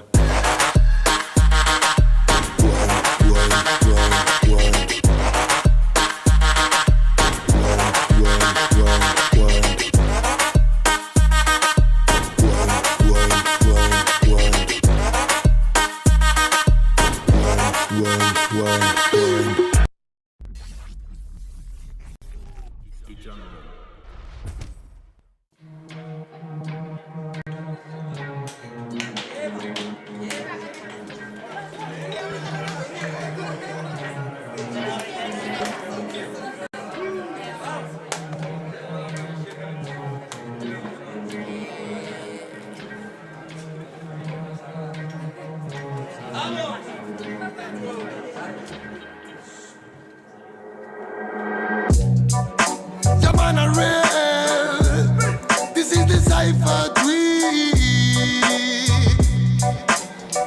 Ahora Babylon Real. En esta ocasión traigo a los gangsters más gangsters de la zona. Y vengo con la familia gang. ¿Cómo dice? Llaman a Real. Traigo el mensaje puro y crudo pa'l momento. No palabras vanas que rompen los sentimientos. Lucharé y derribaré los muros del lamento. Pídeme pues te daré los sueños que están muertos. Nunca el demonio dio mensajes de amor, pero tampoco los dio el ángel que nos abandona. Quizás miremos diferente el reloj, Vamos al infierno donde el amor murió.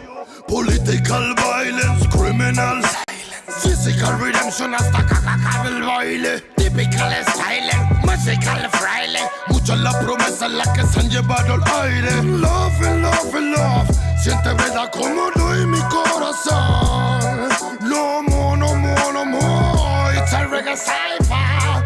Feed the world. What time is it? Es de reventar el beat. Floaty tangle in the street. Reggae music on the hit. Romperemos las barreras que crearon para ti. Pues llegaron los señores y la paz de nuevo aquí. What time is it? Es de reventar el beat. Floaty tangle in the street. Reggae music on the hit. Romperemos las barreras que crearon para ti. Pues llegaron los señores y la paz de nuevo aquí. Fue que me brotaron alas y ganas de volar. En las buenas mi terreno lleno, en las malas solar.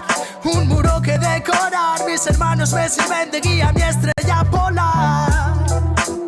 Guarda los hilos. Me duele hasta respirar. Solo quiero ver verdad. Sigo buscándome lejos de lo que piensas. Más fácil de lo que crees, el esfuerzo trae recompensas. Vale la experiencia si es intensa. No tires de la cuerda si está tensa. Miraban al ocaso con tristeza. Las estrellas devolvían con grandeza su mirar. Nos vimos floreciendo en la maleza. La belleza de las piezas y comienzan a encajar. Es de reventar el beat. Floaty tangle in the street. Reggae music on the hit. Romperemos las barreras que crearon para ti. Pues llegaron los señores y la paz de nuevo aquí. What time is it? Es de reventar el beat. Floaty tangle in the street. Reggae music on the hit. Romperemos las barreras que crearon para ti. Pues llegaron los señores y la paz de nuevo aquí. 51, 52, con un micro de bambú, más vuelta que Passepartout. Me siento en la old school. It's magnetic kung fu, it's a reggae magnatur. Por las almas sonrientes que acompañan a Zazú. En bambalinas y balú, son rimas de menú. No salida de Benur, pero calidad y del sur. Homie, always lonely, but I feeling like a gangsta. 52, 53, a mí sí me ves venir. Por eso me llaman King, ese fue mi devenir. De marchar o seguir, nunca tuve que elegir. La music me eligió a mí, no tengo nada más que decir.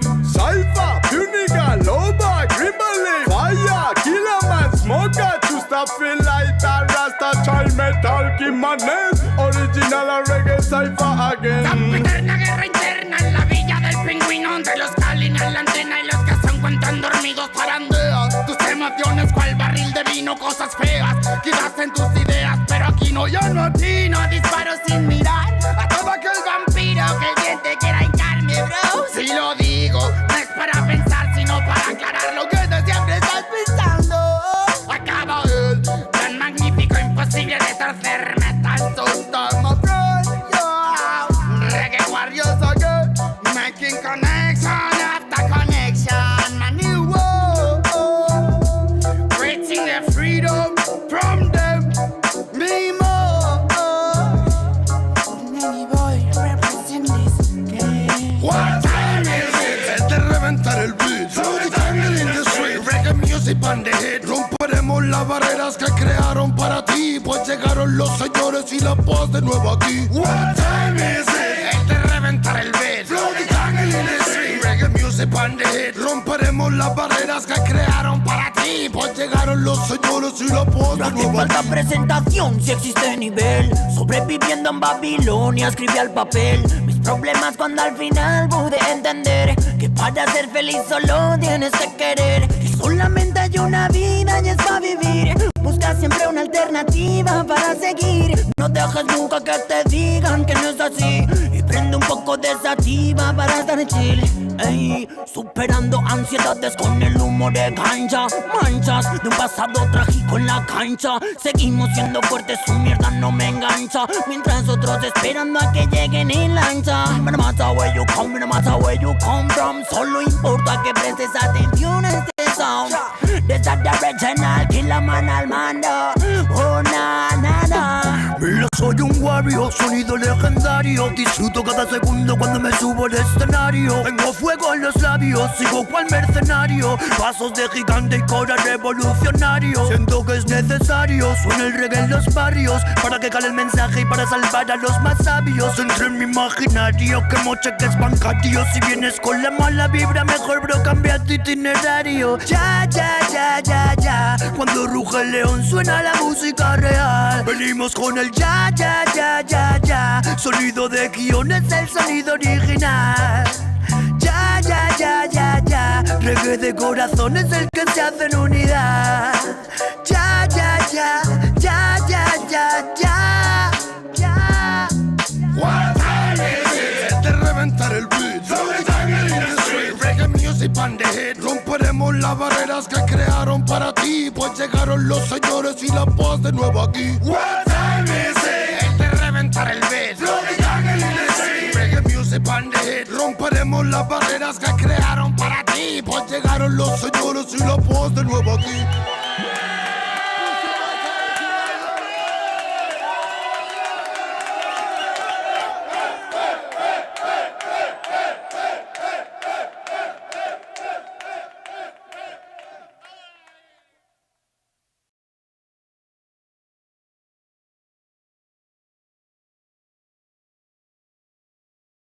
Y va de nuevo mi tono. Mexicano bandido, todo el barrio prendido. Siempre ando bien cuido, siempre poniendo ruido. Mexicanos al grito de guerra, yo defiendo mi tierra. No me dejo de nadie, yo cuido a los míos, mi raza se aferra. Soy mexicano, esa es mi bandera, yo la levanto por donde quiera. Verde, blanco, rojo hasta que muera. El barrio prendido ya quemó afuera. Soy mexicano, esa es mi bandera, yo la levanto por donde quiera. Verde, blanco, rojo hasta que muera. El barrio prendido ya quemó afuera. Me voy tendido, me voy empinando mi bote. Un poco mareado por la bebida y el borlote. Me tiene hasta la riata la gente con su mitote. Pero me despreocupo, me pelan todo el garrote. Me para la chota, ya es por mi apariencia. Que hay tanto delito, que hay tanta demencia. Yo no cargo nada, no más mi presencia. Pinche puerco joto, atente a las consecuencias. Si no topa el poli en breve nos para en la calle. No puede salir uno conmigo porque ya hay detalle. No quiere que conteste, quiere que yo solo calle. Quiere mi dinero pero que chinga su madre. A la dica este sistema nos quieren ver abajo, pero tumbar gente quien les dijo que es trabajo. Puro chingar al indio, váyanse mucho al carajo. Loco no me rajo, lo bueno porque se armó la alianza más pesada del país. Todo el mundo ya conoce las rimas de estos MCs. Pa' ponerme más feliz, unos paisas de hachís. Mis paisas en el gabacho, bien truchas con la polis.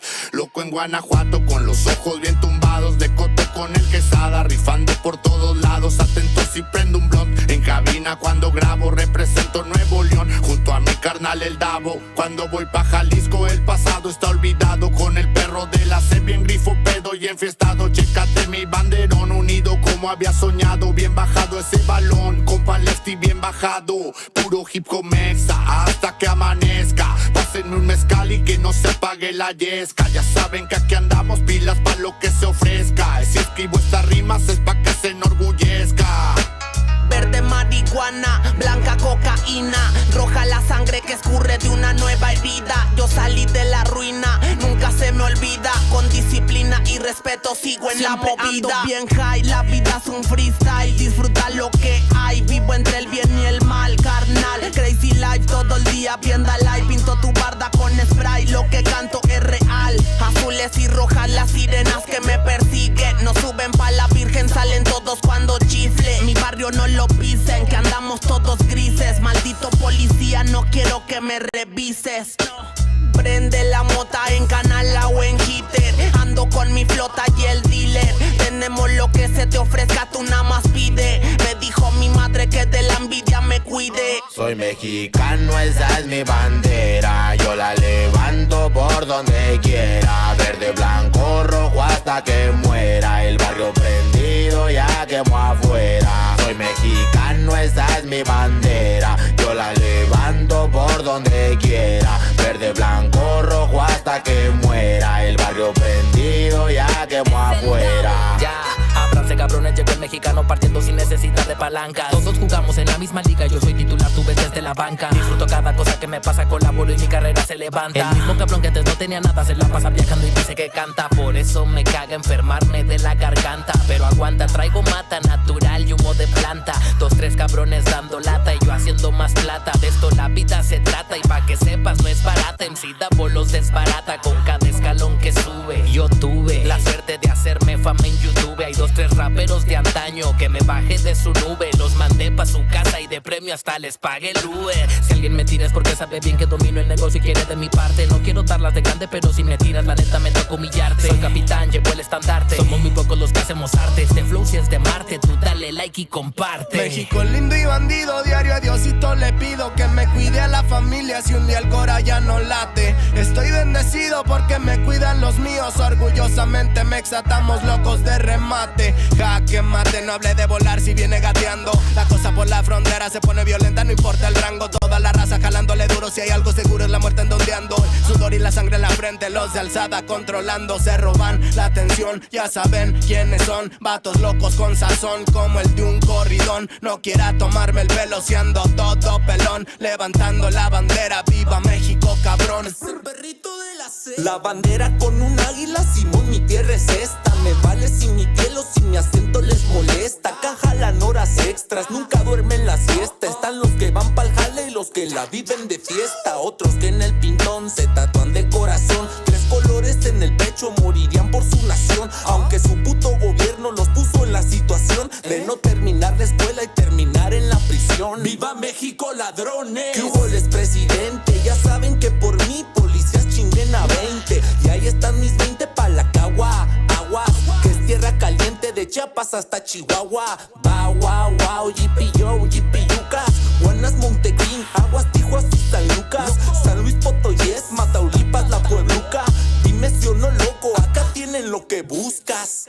Soy mexicano, esa es mi bandera. Yo la levanto por donde quiera. Verde, blanco, rojo hasta que muera. El barrio prendido ya quemó afuera. Soy mexicano, esa es mi bandera. Yo la levanto por donde quiera. Verde, blanco, rojo hasta que muera. El barrio prendido ya quemó afuera.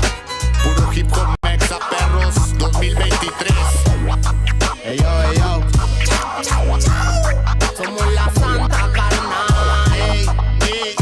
Los machilones de la plaza. Oye, DJ usted que en los scratches.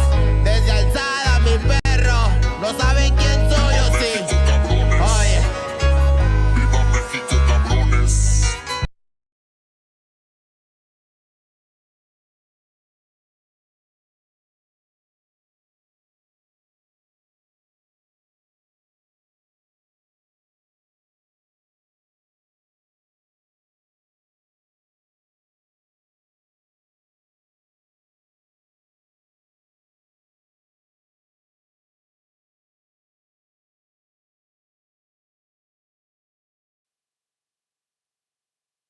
Hold on, fam. I'm trying to do something real quick.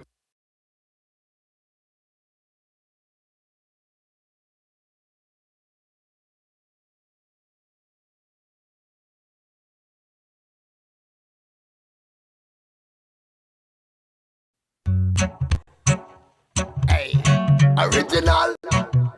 Can't wait a city on a production key on. Ribby them, ribby boy. Baby. Original from the world. Reggae music warrior them. Ay, yeah man. Representando el sonido callejero, nego. Respect and love, more love.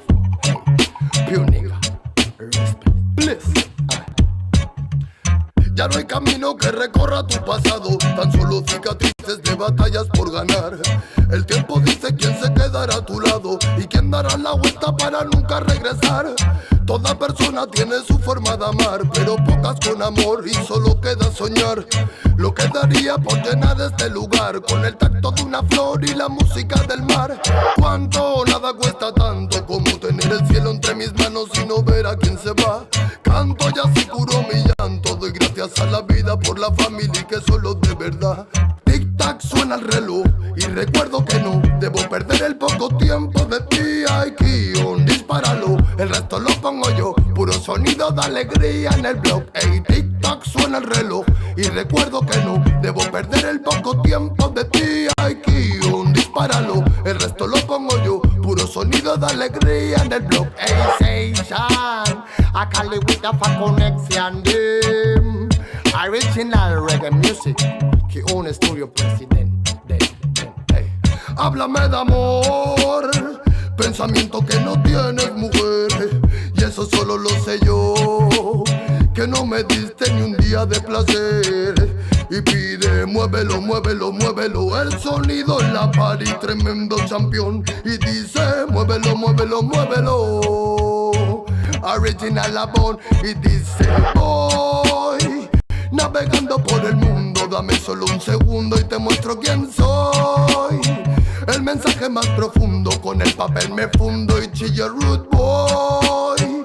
Caminando por el mundo, dame solo un segundo y te muestro quién soy, boy. Reggae music dance, I roll them. Cali with zone, Cali with them, Cali with forever, key on for president. Warrior, original of them. Hey, y dice, ¿cómo voy? Navegando por el mundo, dame solo un segundo y te muestro quién soy. El mensaje más profundo, con el papel me fundo y chillo root boy. Caminando por el mundo, dame solo un segundo y te muestro quién soy. El mensaje más profundo de Cali with them, original fire, fire music warrior. Que un estudio original, them, original, please.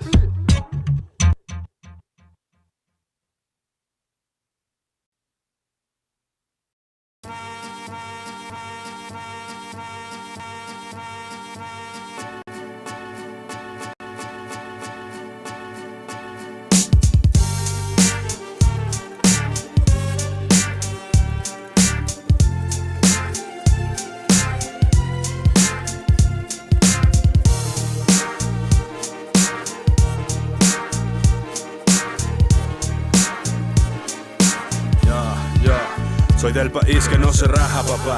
Del mariachi la baraja, que trabaja y no se cuaja ni por una paga baja. De esa tierra soy, donde crecen los nopales, donde millones de madres parieron a mis carnales, a mi gente pues.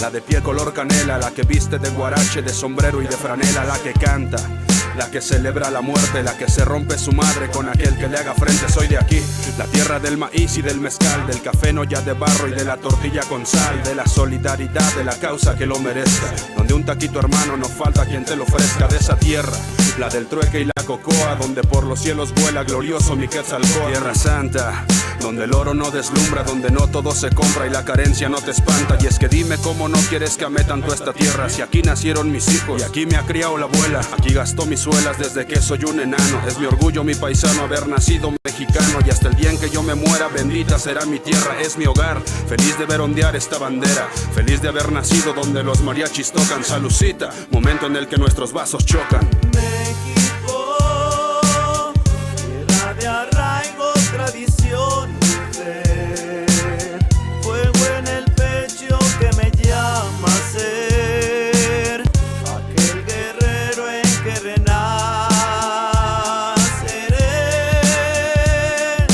México está en la sangre y en el alma ser pueblo bendito al que me entregaré. Sabia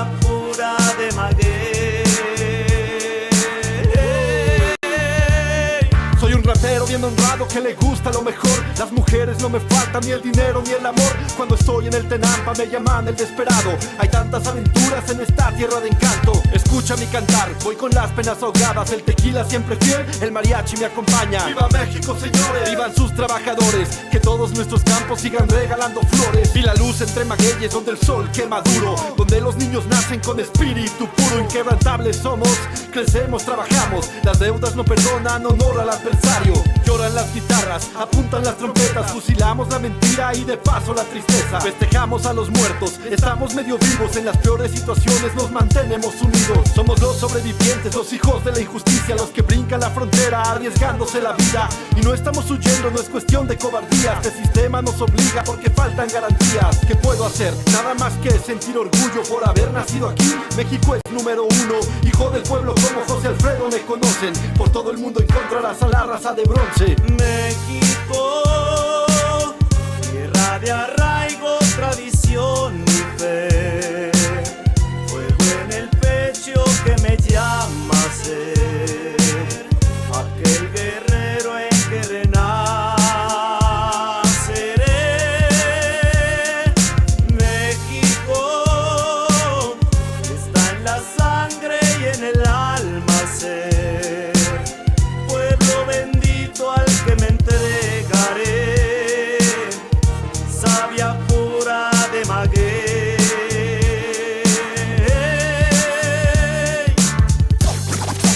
Somos lo que somos, unos mexicanos. Suena México, sí señor. Yo soy mexicano hasta la madre, hijo del cocho.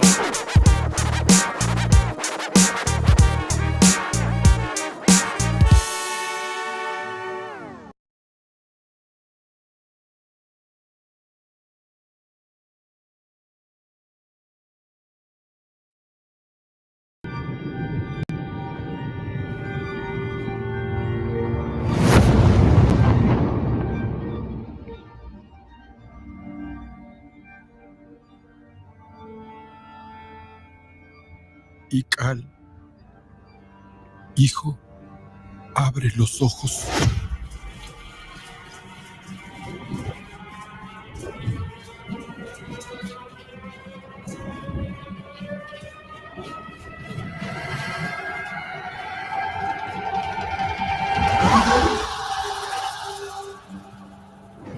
Tu cuerpo se queda con nosotros, pero tu espíritu debe seguir.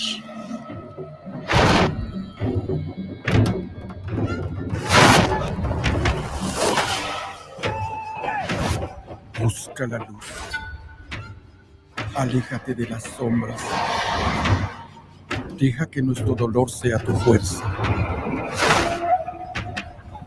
Desde aquí iluminamos tu camino.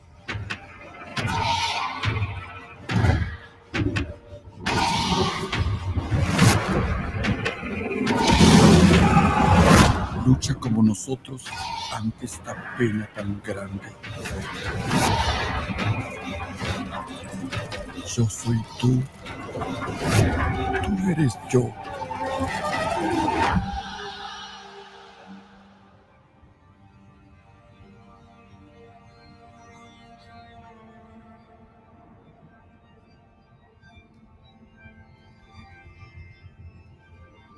La muerte que hoy nos separa, mañana volverá a unirnos.